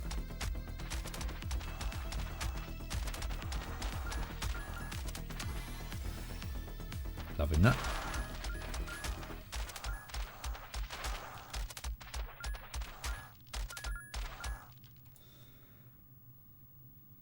Yeah, we like the bullets behind us. We like that. We always like those.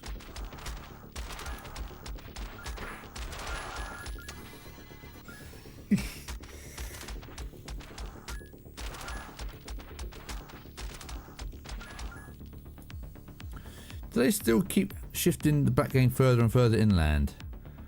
Black Gang, do they keep moving it? More of it has gone. Definitely. Joe, Black Gang Chime was the first theme park in the UK, by the way. It's the oldest theme park in the UK. Did you know that, Rose? I'm sure you did.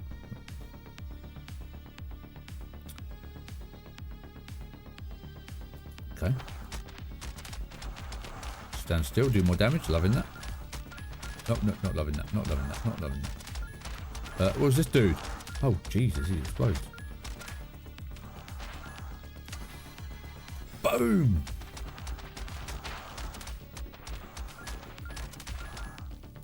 Oh wow, these come up very quick. Drop a bomb when you reload. Okay, like it. Increased knockback plus 10% damage. That's good.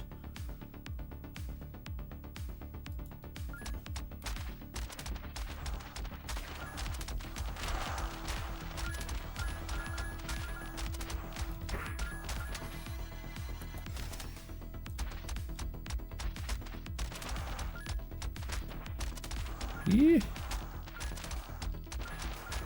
Oh my god. No, you just dropped some knowledge, did I? Right. And I met the guy. I used to work with the guy. I used to work with the guy's son, who actually created the giant. You know, the big giant outside Black Gang Giant holding the big barrel. You know, 50 foot or 100 foot tall giant. I used to work with the guy whose dad made that. How cool is that? Totally useless information. It's not interesting at all, but I'm just telling you. I had no one else to tell. You're the only person who actually gets what I'm talking about now, so I can tell you. Explode upon death. Loving that. Chance to summon a dog. Oh, yeah, loving that. That's a cool power. Just kill some things. Oh, yeah. Now we're talking.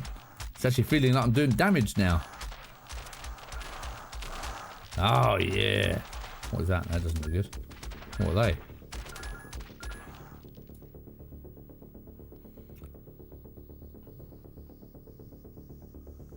This run is looking good. I am a professional, North Spy. You must know that by now.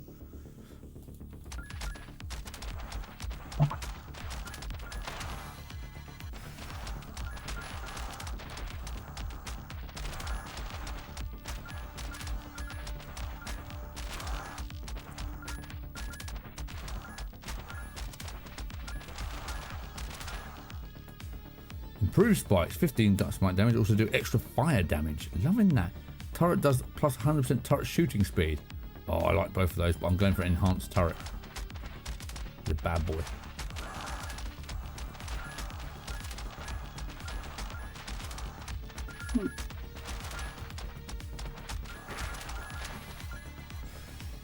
Oh, God, it's done that. Supercharge. Gain 1 extra supercharge. I'm liking that. Increase the speed by 50 and fire rate by 15. Oh, I love that.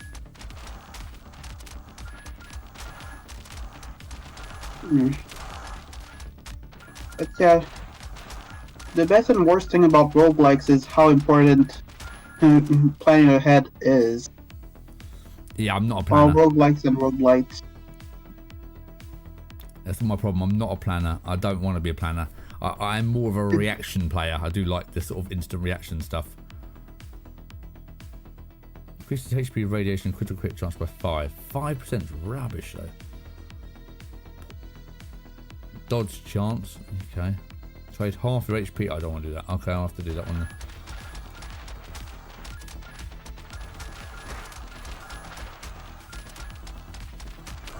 I need some sort of healing power is what I need.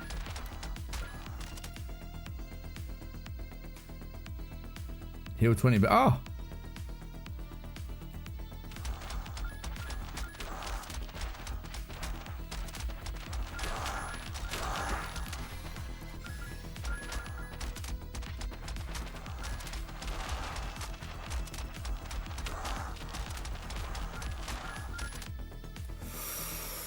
Oh, still going strong. Richard planning on doing an all-nighter. Hello, Essie. I don't know what time it is. I need a clock. I need a digital clock in here because my PC one's under my 20 past 11. Yeah, that's all right. I'm okay. Plan ahead. Richard Way. Fancy name gets the clip. Fancy name gets the clip. Plan ahead. I don't do plan ahead. Come on. Damage scales with XP. Summon a dog. Is that dog including my turret?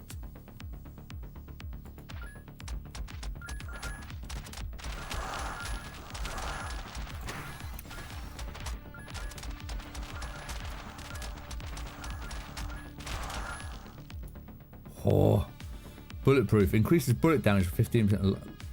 Invincibility after getting hit. I think I might need that.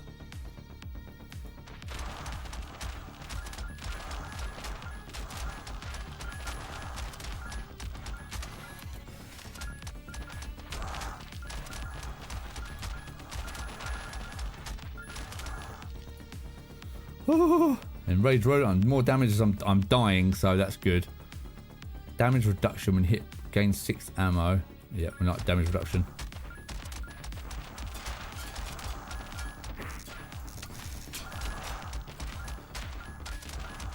I'm doomed. I tell you. Yo, poor. What is good indeed. Hello. That was alright. That was a pretty good run. Oh, I was only getting supposed to be getting points, wasn't I? Right. I'm going to stop playing this soon. How do I select? I have to use the D-pad to select another gun. The other problem is, can I? You can try the guns. You don't have to buy them immediately. But how do you try them? Like, leave the wall and use the shoot button. Oh. Oh no! Way too slow. Oh, that's just as annoying as the main gun, though. What am I getting from that? Fire rate 0.4. That one's 0.5. Yeah, well. And no crit chance, 0. I know I've added it on that one, but now here, I think. See, for me, I don't like the fact that that's greyed out. I can hardly read that. I'm trying to decide That's if I want something to you buy should it. probably change. Yeah, Like plus the fact that the price is overlaying on top of Yeah, some of the yeah. stats. yeah, I need that to be clearer because I'm having to squint to read that, and that's bad. That's bad for me. Again, I appreciate it's a demo. Paul sounds different today. This is Fuzzy, developer of I've forgot again. Developer of Undercroft Warriors. Undercroft Warriors. There we go. I'm never going to remember any names. Paul's on holiday. I think Paul is playing Baldur's Gate 3 without me. That's what he's doing. I don't have it, so he has to. But I'm just saying, I think that's what he's doing. Hopefully he enjoys it. He loves it. He's already played. He's already completed it once all the way through. I think he's going it again. Yeah, that game has a lot of replayability. You can always have a new class for your character every single run. Yeah, I think that's what he's doing. Okay, so how do I buy it?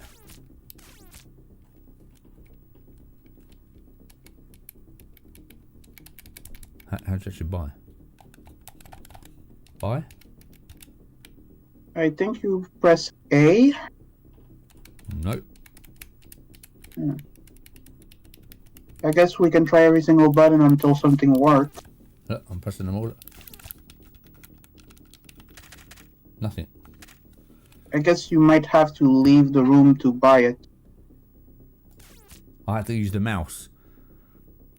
It's getting a bit confused. It's getting a bit confused because I can't go left and right without using the D-pad, but I can't buy it without using the mouse. I think it's just a little bit confused. So, but we got some things to feed back to the developer. Poor Paul, all alone playing. Contact him. Oh yeah, well there you go. Yeah, cool. But okay, you can tell him I like it. It's good. Paul, he's playing BG3 alone. He's not playing it alone. I've seen him playing with at least 3 other people that we know, all playing without me, because I'm playing your games. See, dedicated to you. Could be playing Baldur's Gate 3, which I probably never will because it's 50 quid. Jesus. I'm thinking the biscuit game could have a hold to dunk button. Then there are gauges. The biscuit integrity goes down, dunk time goes up, and hard mode, the burnt fingertips up one. Rose Cottage, that's exactly what I'm thinking. A scale of dunkability goes up and down, and you've got to judge how soggy the biscuit is before you bring it out. I lost a biscuit in stream. I lost half a biscuit in this cup. Most upsetting. And the better the biscuit, the more points you lose for losing a bit of it, percentage of it, you know.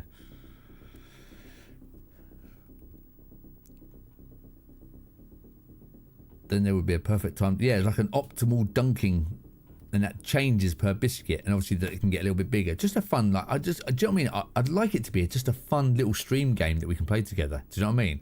That we can all have a quick go. I think that'd be good, just a good laugh that we can. Again, maybe everyone who's we can do something like if you're a subscriber, you get the game for free or something. Do you know what I mean? If you subscribe, we send you the game, something like that. Just something fun. Obviously, you guys will get it for free. We won't tell anyone, but future people, if you subscribe, you get the game for free. That might be quite fun. Add a leaderboard. A dunker board. Absolutely, Octopus. I'm for it. When is the biscuit merch ready? When anybody who's got any design skills, that's another thing. You not only have you guys got to make the game for me, and we all have fun on it, you've also got to design some merch, because I can't. Look, I'm maxed out. This is the only thing I'm good at is talking.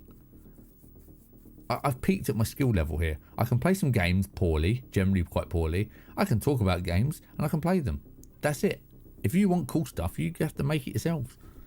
You must have learned that by now. Oh no, controller. We can have some merch. Here we go. Shall we get on with this? I'm back to basics though. I've got no power-ups though, so watch out. First of all, we need a fire rate upgrade. That's what we need. When do I get... Oh no, don't lose health already.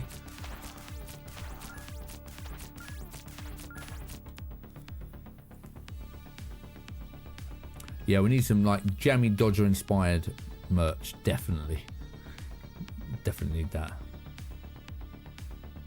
I'm gonna go for the extra supercharge because that's pretty useful.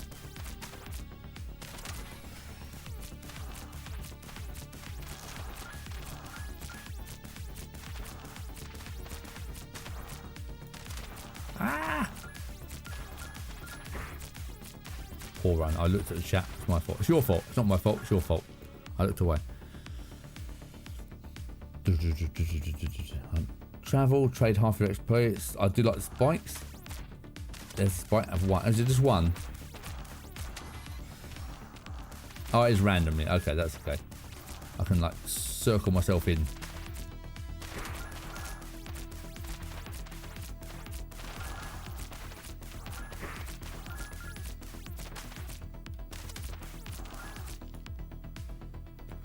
I haven't tried. Oh, is that speed? Reload speed? Okay, I want the orb actually.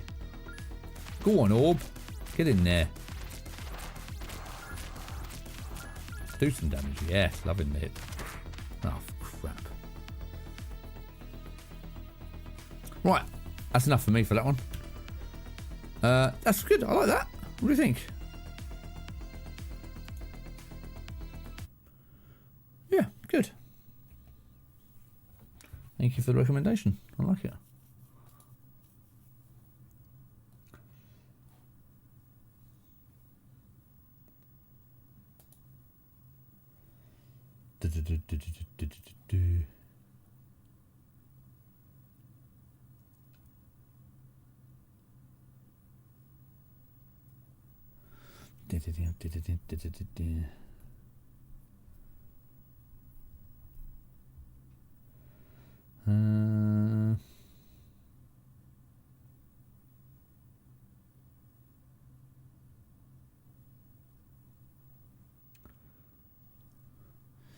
Maybe the whole thing is times. You have to get as many dunks in as possible. Some biscuits have more integrity. Oh, Rose is going deep. He's going deep into the lore now. I'm loving this. Biscuit tactics. Is that what we're going for now? So some biscuits have more integrity than others and will not break as easily as fewer. Yeah, exactly. The biscuit time pressure. Yeah, it is. But the thing is, though, when you are dunking biscuits, there is that pressure. Because you go and you go, come on, that's enough to make it nice. And if you go too much, it's just a soggy mess. But if you don't do enough, yeah, I agree. I like it. Richard is going to make millions on a biscuit game by getting free labouring, leveraging the community. Love it. I will, Essie. That's it. I'll next stream. I'll have like a gold chain. I'll have some rings on. I'll just start every time I make some money. I'll just buy something to leave in the background. It looks expensive. Lotus Biscoff dissolves superfire. Oh, does it? Does that mean we need like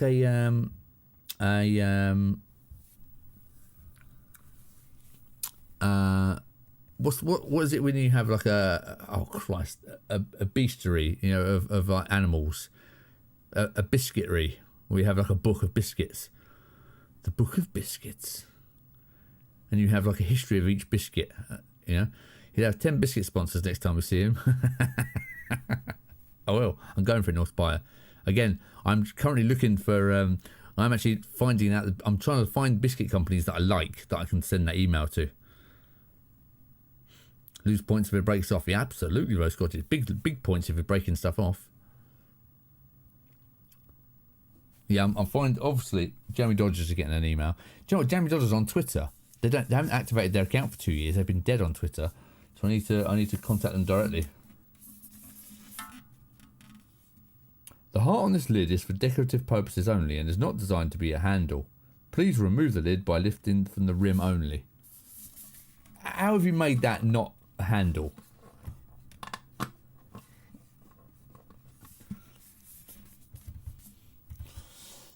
What the hell are you doing over there, Port? Get on it. It's probably because you can share links, Essie, on Twitch.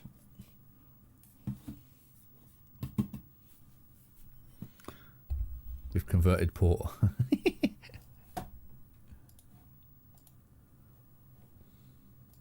Who's actually winning? There are one more viewer on YouTube. There's 9. Oh no, it's 9 each. There's 9 on Twitch and 9 on YouTube. So I appreciate you probably all open it in both places.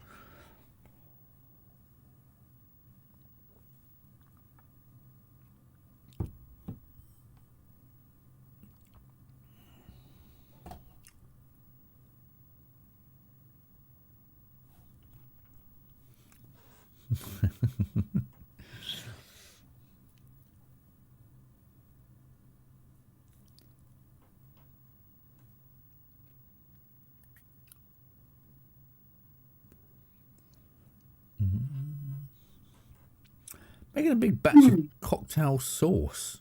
Cocktail sauce, what's that? Is that like the stuff you put on prawn cocktails? Can you help me pronounce Worcestershire? I just called it wash. Wash. Wash. Why do I get asked to pronounce Worcestershire every single stream? What's happening? Worcestershire. I asked that last stream. Yeah, the last 2 streams I've been asked to pronounce Worcestershire. What's going on? You using me to train your AI or something? What's going on? What a random thing to happen. You make it seem so easy. Worcestershire. Worcestershire. It's just 3 sounds. We depend on your massive British knowledge. It's definitely not massive. That's what she said. I know, Paul. Just give that to Paul. That's it, no spy. I'm going to start bad-mouthing Death Unfazed. Oh, am I kidding? I'd never do that. Essie loves Death Unfazed. I'm currently looking at the list of demos that are currently available on Steam. Yeah. Oh, yeah? Yeah, there's a lot of stuff that has released recently. All right, well, hit me up. Variety. What do you got? What do we fancy? Nothing that interests me particularly specifically, but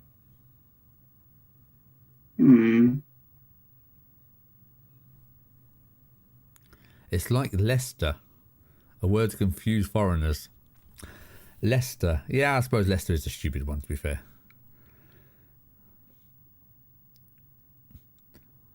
Leicester. There's another action roguelike called Burst Hero. I'll send you the link if you're interested. Oh, I can have a look. I can search it, it's alright. Yeah. I'm on it. Burst Hero, oh yeah. It seems to be fairly similar to games such as, what's the word? Enter the Gungeon? Mm-hmm. Oh yeah, it does, yeah. Similar.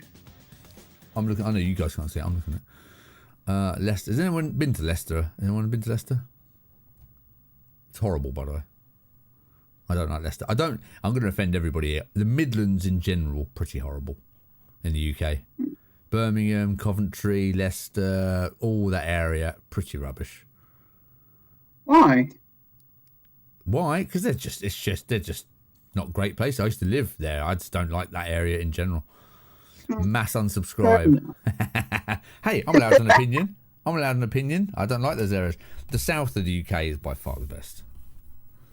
Yeah, the grass is always greener on the other side, honestly. I've lived all over the UK. Definitely the south is the best.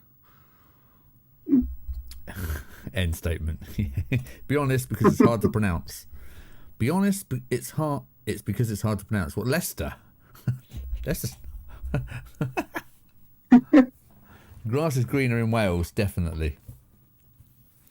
Well, do you know what? In Wales, it's a beautiful country, Wales. But I've never been so abused for being English as much ever as I have in Wales. Holy crap. I mean, I guess it adds up. Colonialism and all. Yeah. Even in Scotland. In Scotland, yeah, the Scots were okay.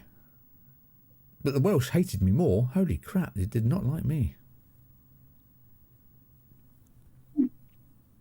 Yeah, Wales. I got Ali, how to be happy. How to be happy? I'm happy. I'm very happy. But Wales is beautiful. It's an awesome place. It's very nice to visit. And very underpopulated Wales, which is also a massive bonus because there's too many people in England. It's way too busy.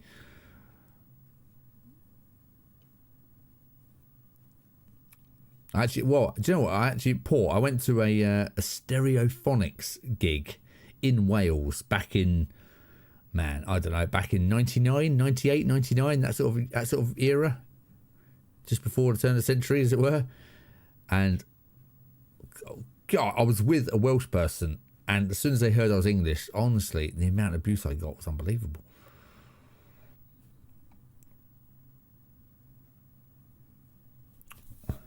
Well, Ali's coming in. How to be happy? I don't know, Ali. How are you? Are you happy, Ali? What are you doing to be happy? You tell us.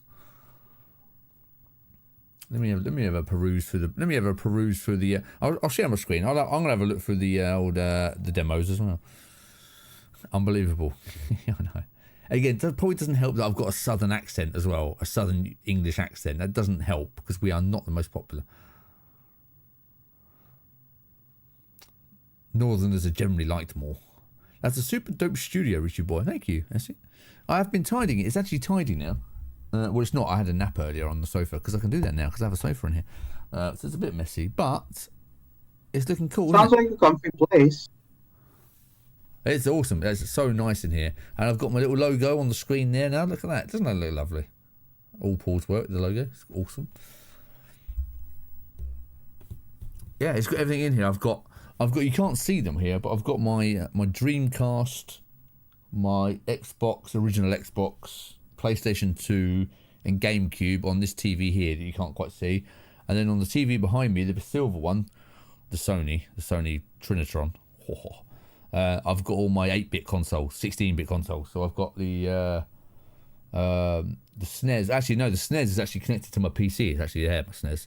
But I've got my Mega Drive. I've got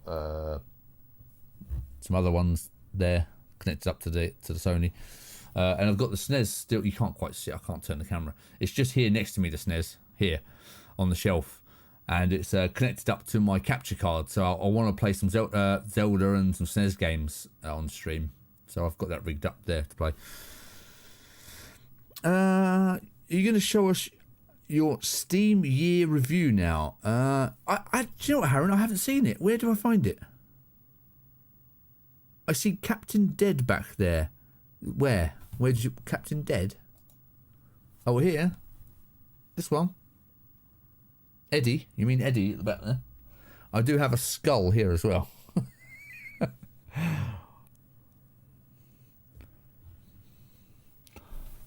Oh, where do I find it? Steam year in review. I told you I'm blind, Harron. I told you I'm blind. I don't know where you find it. Yeah, I haven't checked it out. Should we check it out? Do you want to see my Steam year in review? I've never looked at this. Here we go. Steam year in review. Here we go. Change privacy. Okay, this year you played a ton of new games. Yeah, no crap.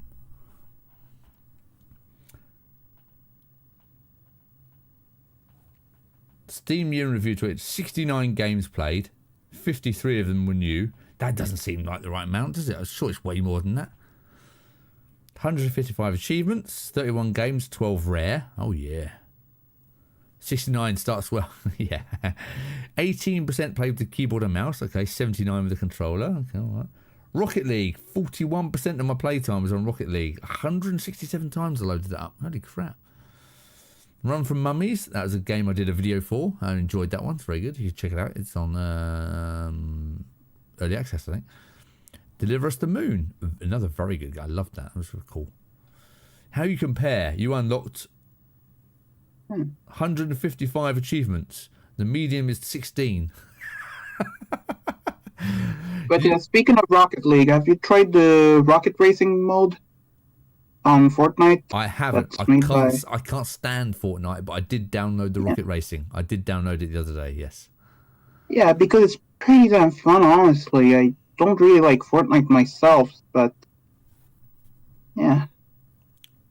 Bloody hell, Media 16, how? I don't know. Who's only playing 16 games? But 16 games is the average, and I've done 155, so I'm a bit over that. Not games, achievements, sorry. But look at that. Played games, the median is 4. Who's playing 4 games? I played 69, so I'm well over that. My longest streak was 20 days, and the average is 5. Holy crap. People need to up their game, don't they? Rookie numbers. Those are rookie numbers. New releases. 69% of the games you played were new releases. That's all your fault, everybody. 9% is the percentage of games the average player. Yeah. There you go. Here, what you are, what you play. Soundtrack, racing, dungeon crawler. Okay. Bullet hell, football. Do you know what? Football, bracket, soccer, is actually probably my favourite genre, and I've played none of it. But the thing is, I've played that on the EA. I don't play it on Steam. Remember, so that's the thing. By the numbers, workshop item subscriptions. I don't even know what that is. What is that? I don't know what that is. Badges 3 gift. Okay, I don't understand that. Let's take a close look at your top played games. Rocket League. Yeah, okay. I played it a lot. All right. November, I played 26% of your playtime was just in November. Bloody hell. 1%. Yeah, I told you I did a review for Run from Mummy. So all in September. Deliver Us the Moon. Yeah, started it in January, finished it in October. American Arcadia. Very cool. Loved that. 2-day streak. 7 sessions played. 7 sessions played?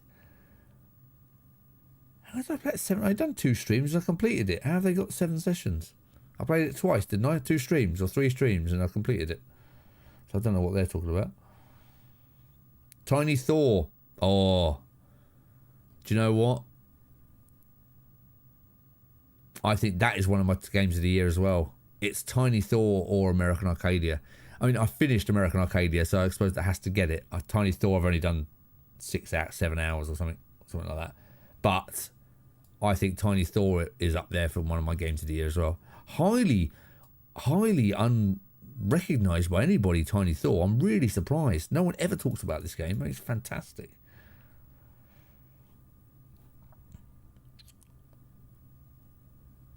Okay. God, August. What was it? Oh no, I was driving around Europe for 6 weeks, wasn't I, in August? That's why I didn't play any games.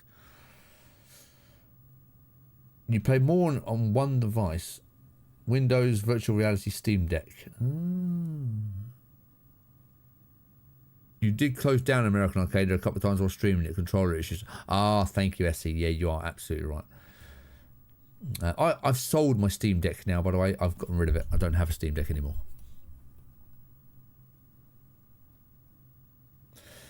You played on a Steam Deck. I did. Look, I played lots of time on a Steam Deck. Figment 2. Was that 2023? That is that was an awesome game. I loved Figment. Great game. Yeah, I don't have the Steam Deck anymore. Top VR games. Yeah. Sugar Mess. That was good fun in VR. You did. I was surprised Tiny Thor didn't get more attention. Oh, sorry. Yeah, I know. Again, the thing is, you do games of the year. This is why I haven't really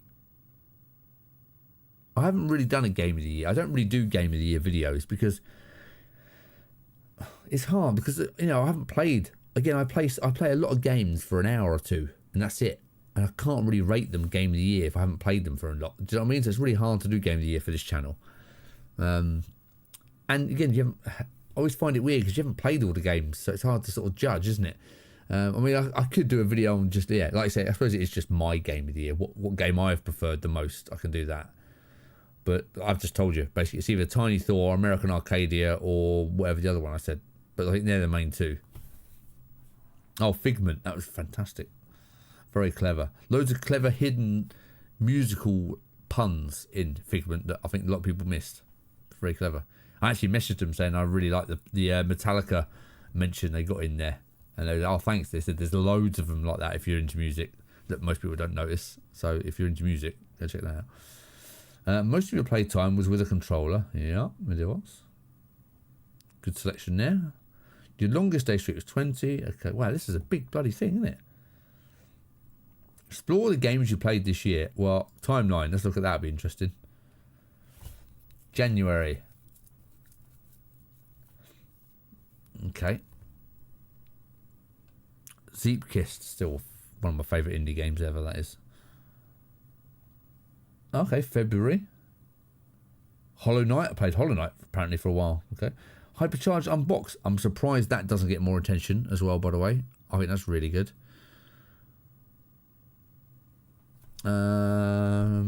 Achievements unlocked to mine 616. Oh God, Harron. You need to get on with jobs. You need to crack on with work. But Tiny Thor should have been on console. I think it would have gotten a lot more if it were only planning for Switch. Oh, is that right? I know it was on Switch, but yeah. I still don't have a Switch, by the way.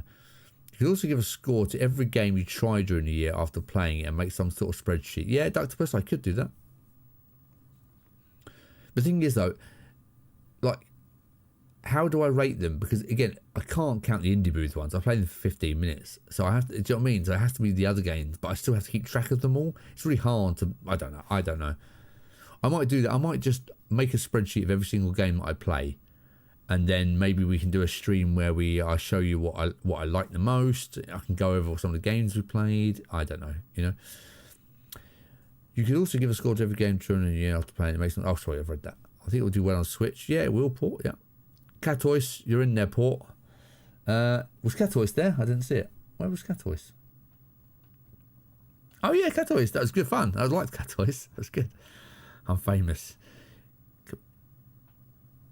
You are the boss. Yeah, well, again, thing is, though, there's no point in me just making stuff that I'm going to be interested in. If it's something you guys want, I'll make an effort to do it. But, you know. Pretend Cars, Gyroblade. That was good fun, you know, Gyroblade. Again, another game I didn't really see anything about. But that was really good. I like that. Hypercharge, again, I think that should have been more popular. Little game called Hollow Knight. Never heard of it.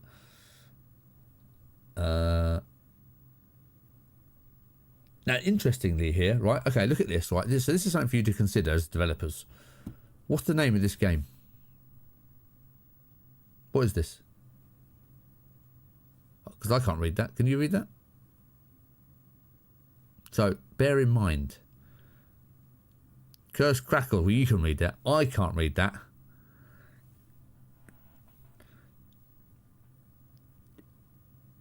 Yeah, again, you are seeing it on a smaller screen. I appreciate that. But look how hard that is to read. That's way too hard to read. It doesn't need to be in... again, it's quite a cool font. I actually like it. It's just way too small. So just remember that. And it might be worth, when you're creating your thumbnail... What the hell of a word is that? Thumbnail art for boxes and stuff. Just bear that in mind. Because even though it's cool and you could probably read it, when I'm just scrolling through, if I can't even notice the name of the game... Do you know what I mean? No freaking way I'm reading that. Yeah. So again, sounds stupid, doesn't it? Just be careful with your naming. Again. And like I said before, I still, as basic as it is, I would still name my game beginning with an A. Because most people sort their Steam lists in alphabetical order. Still. It defaults to alphabetical order. And most people don't change it. And if your game starts with a Z, people just aren't naturally seeing it in their list. Do you know what I mean? If they boot up every time and see your game in the A's, they're going to see it every time they open up Steam.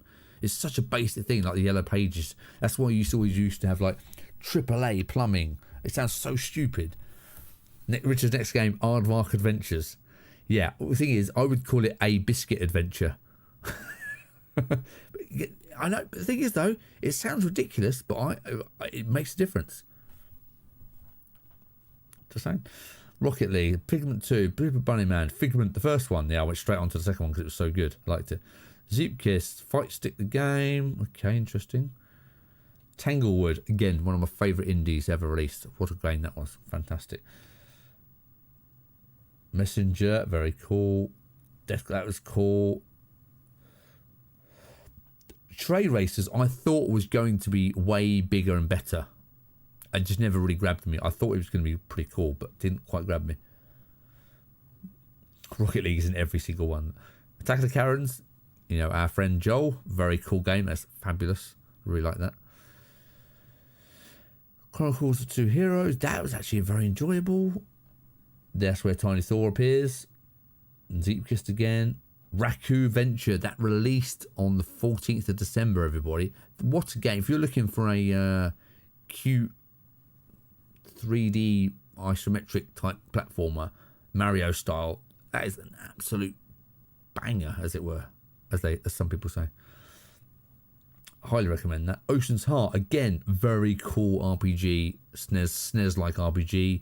Highly recommend that. I will be doing a stream. I did start a stream with this, but I don't want to do a regular stream of Ocean's Heart. I don't know if it's actually fully out yet. I need to check that, but that is one I'm going to be doing a regular stream of, definitely.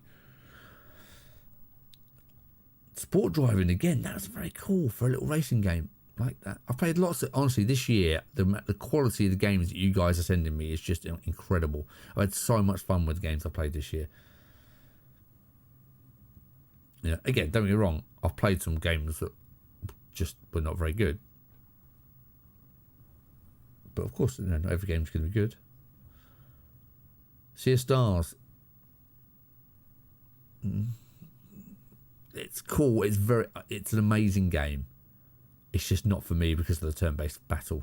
It gets on my nerves. But I really wish it wasn't turn-based. Otherwise, I would love it. I might try it again one day when I've got more patience. Now I've got all the annoyances out of my way. I might try again one day. Super Bunny Man, that's probably my favourite indie game of all time. I think it's the most fun I've ever had in a game. It's amazing. Lost Marble, another marble game. See, I've had lots of marble games this year. Pixel Cup Soccer, very good football game if you like football games. Elden Ring, game of the year last year by a country mile. Quite a few of these have tiny illegible logos. Rose Cottage, you're right. And isn't it interesting? It's not until you scroll through you notice what the logos are terrible. Moonstone Island, I wouldn't mind playing that a bit more actually. Yeah, so it's worth actually doing that, isn't it? Quite, making sure your logo is clear and easy to read, because you are, again, is it going to make a big difference? I don't know, but I think just like Rocket League, look how easy that is. It's cars, it's super clear, really easy. It's not complicated, really good. Beacon Pines, excellent story game, really good. Beacon Pines, I really like that. There's a review on the channel if you want to watch my review on Beacon Pines. So many cool games. Again, cool game, can't read it. Can't really read that. That font is like a heavy metal, black metal band. Can't read that. Your art is the first thing anyone sees before clicking and going into the game. Yeah, absolutely, Harry. It's really, really vital. There's a recommendation to always do the logo in white. That's interesting, user. I can see that. Or if you just looking through these, which ones are you noticing? It's a perfect chance to try it. Look how much this stands out by far the most logos, doesn't it? Rocket League. Again, Midnight Girl stands out a lot. That's a nice, I like that art. Deliver Us Mars would be pretty clear if they didn't have this first time played banner across the top. I mean, it's probably clearer than Deliver Us the Moon, isn't it? I think it's interesting. Chromatic Cube, I love that, I love that. Again, even this one, I can't read that. Can you space pressure, it says. 2-tone text, 3-tone text. Terrible idea. Can't read this. Terrible design. Why is the text not white? That'd be super clear. It's purple on purple. Can't read that. It's Killer Chambers because I know it, but I absolutely loved Beacon Pines. Yeah, Bacon Pines. Did you love Bacon Pines?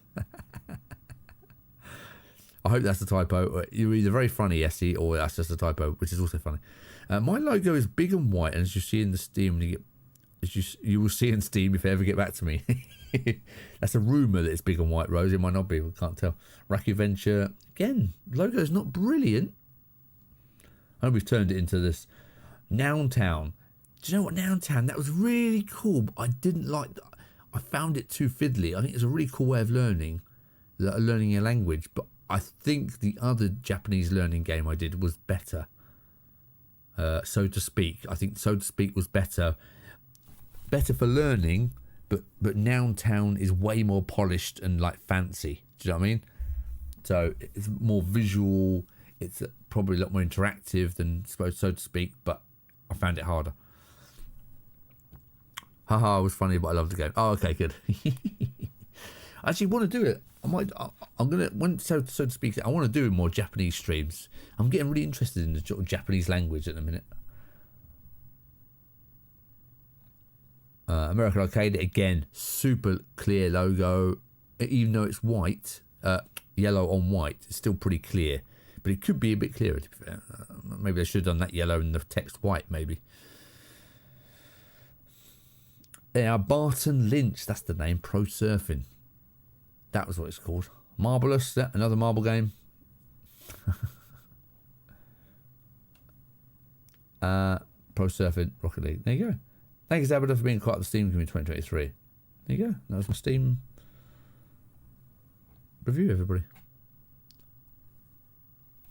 Fascinating, eh? Fascinating. But yeah, lots of games. Not as many as I thought, to be honest. I thought I'd be in the hundreds of games, to be honest. But again, a lot of the games I get sent are on itch, or they are just the files. I get sent the files. So it probably is in the hundreds, but obviously Steam doesn't track it. American Arcadia is probably my favourite game of the year, and I didn't even play it. Really? Well, the thing is this, you don't need to play it, do you? I gained nothing from playing it over you watching it, really. Do you know what I mean? Because it's just a hold right and jump over stuff and interact with things. There's no game. It was really a story game, an interactive story game, like Beacon Pines. You could watch Beacon Pines and enjoy it. You don't need to play it. Rose Cottage. Did you check out the crazy Japanese song I sent you? Yes, Rose Cottage. I checked it out last night. Holy crap. That's even too heavy for me. I mean, impressive. You see how many views it's got, Rose? Oh my God. It's got like 1 billion views or some nonsense. The day before is the game of the year. It's probably the most talked about game of the year. You're not wrong there. Yeah, it was a really good watch. Yeah, again, and I think I enjoyed it as much as you did watching it with American Arcadia. Really good.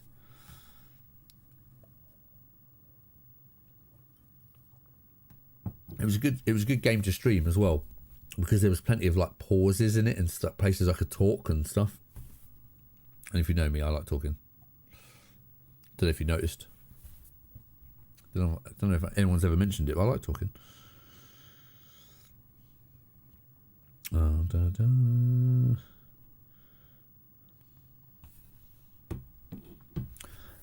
I even inspired the creation of bundles like the day after. It even inspired the creation like the day after. Oh, did it? Did it really? What bundles? What, like, for what?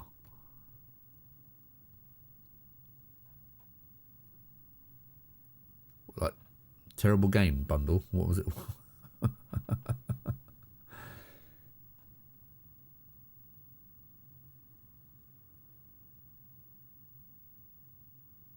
And boy, did you talk and talk and talk. I know. I told you, it's my only skill, Essie. I can't develop. I can't create art. I can just talk. That is my only skill I have. That's why you guys are making a biscuit game for us all. And some merch now, apparently. Some biscuit merch.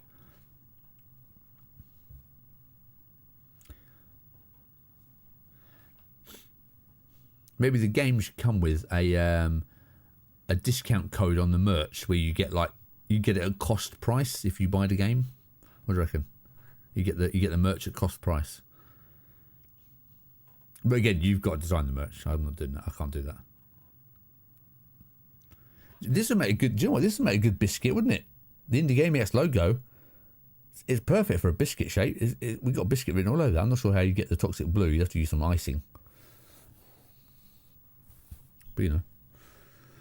We could have a brand of biscuits. This could be a biscuit stream. That could be my niche. Indie biscuits.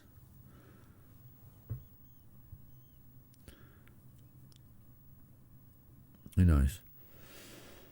Well, okay, here we go. Well, do you know what?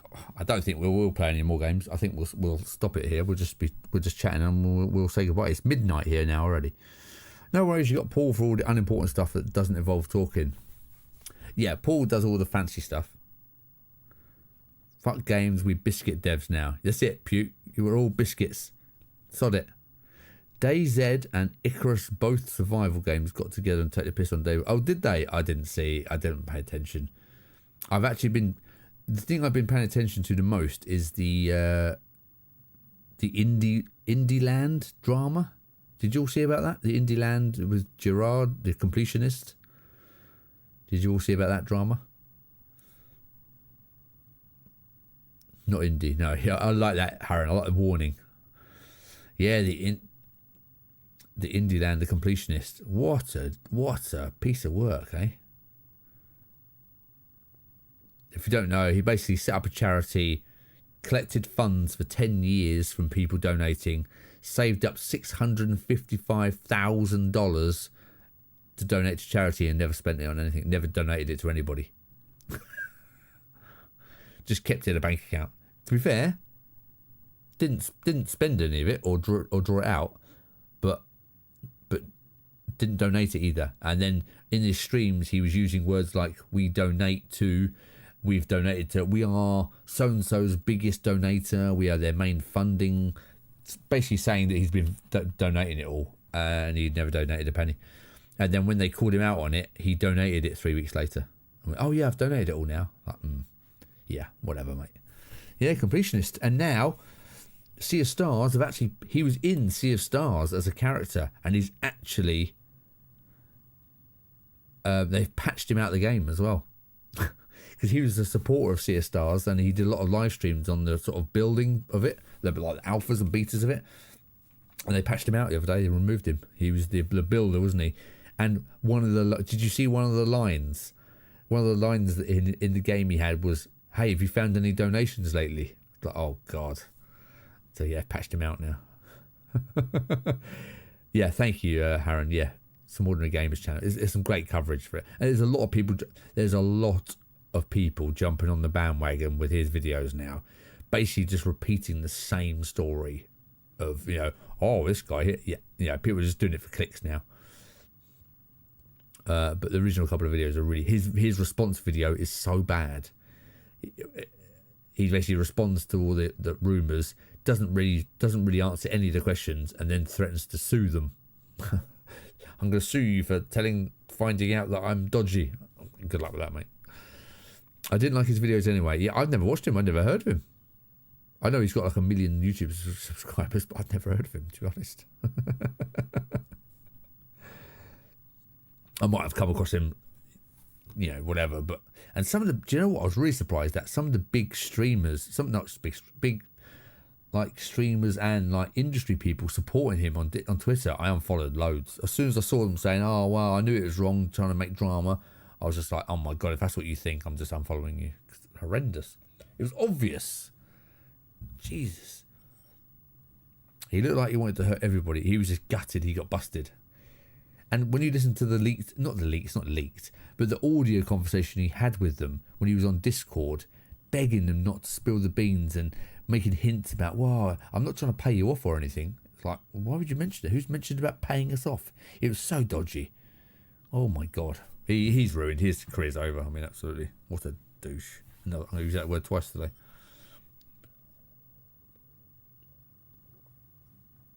But anyway, thank you all for joining. I think we'll call it quits there for the evening. It was a nice show today. Thank you. Appreciate it. It was good fun.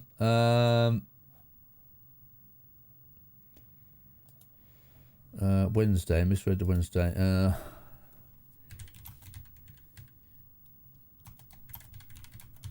just replying. So I am actually, I'm trying to, so so Patch Magazine, you all know Patch Magazine, okay? They are trying to get me to do a live stream on their channel for them. So I'm going to be just hosting a stream on their channel, on their Twitch channel, and I'll be playing a game, just chatting again. So I'm trying to organise the date and time. They want me to do 6 till 8. I can't do it because my daughter goes to bed at 8 o'clock, and I'm not going to miss that just to stream. So I stream at 8 o'clock because that's when she goes to bed at 7, and she's normally asleep by 7:45. So that's why I stream at 8 o'clock. So I'm trying to arrange to see if I can arrange to start at 8 o'clock instead. If I can, then I'll be doing on Wednesday. I'll be doing a live stream on their Twitch channel. It's not been confirmed yet. They're literally messaging me now to try and sort out the time. So I'll let you all know. But I'd love it if you all came to say hello. That'd be great support if you don't mind. It will be only on Twitch though, I think. Sorry, YouTube people. Sorry, Essie. But I'll let you know if you don't mind. That'd be cool to see you all there. Come see some Patch people. We'll play some. It'll be some cozy, cute game, I expect, because they are generally all quite cozy inspired on Patch Magazine. But it's a wicked magazine. I've been talking about it for 2 years, so it'll be cool to go over there. But yeah, anyway, sounds cool. Yeah. I'll let you know. I might be on tomorrow night. and I'll be able to confirm with you then if I'm going to be on Wednesday night. But yeah, other than that, it's midnight. I'm going to go to bed. Thanks for joining, everybody. Thank you for interacting with Drope. Again, I thought they sounded okay. No way of proving it unless someone tries it. If you do try it, please let me know. Use my code IndieGamiacs. Again, I get nothing. I just saves you money. And if they're dodgy, hopefully we can find out. We'll suss it out between us. Have a nice night, mate. Thanks for the Drope. We'll let you know this week if I use it. Yeah, cool, Haran. You didn't check out BattleBit this year, Richard. I don't know, Essie. Let me know tomorrow. Tell me tomorrow, Essie. We'll do it. Again, if you want me to play something, come along tomorrow night if I stream. I probably will. Come along tomorrow night and we'll play some cool stuff. But yeah, thanks. I really appreciate you all joining me for so long. It's been awesome to have you all here. What are we on now? I don't know how long we've been streaming for now. 4 hours we've been on for. That is a super long one. But yeah, thanks everybody. Take care. See you tomorrow evening.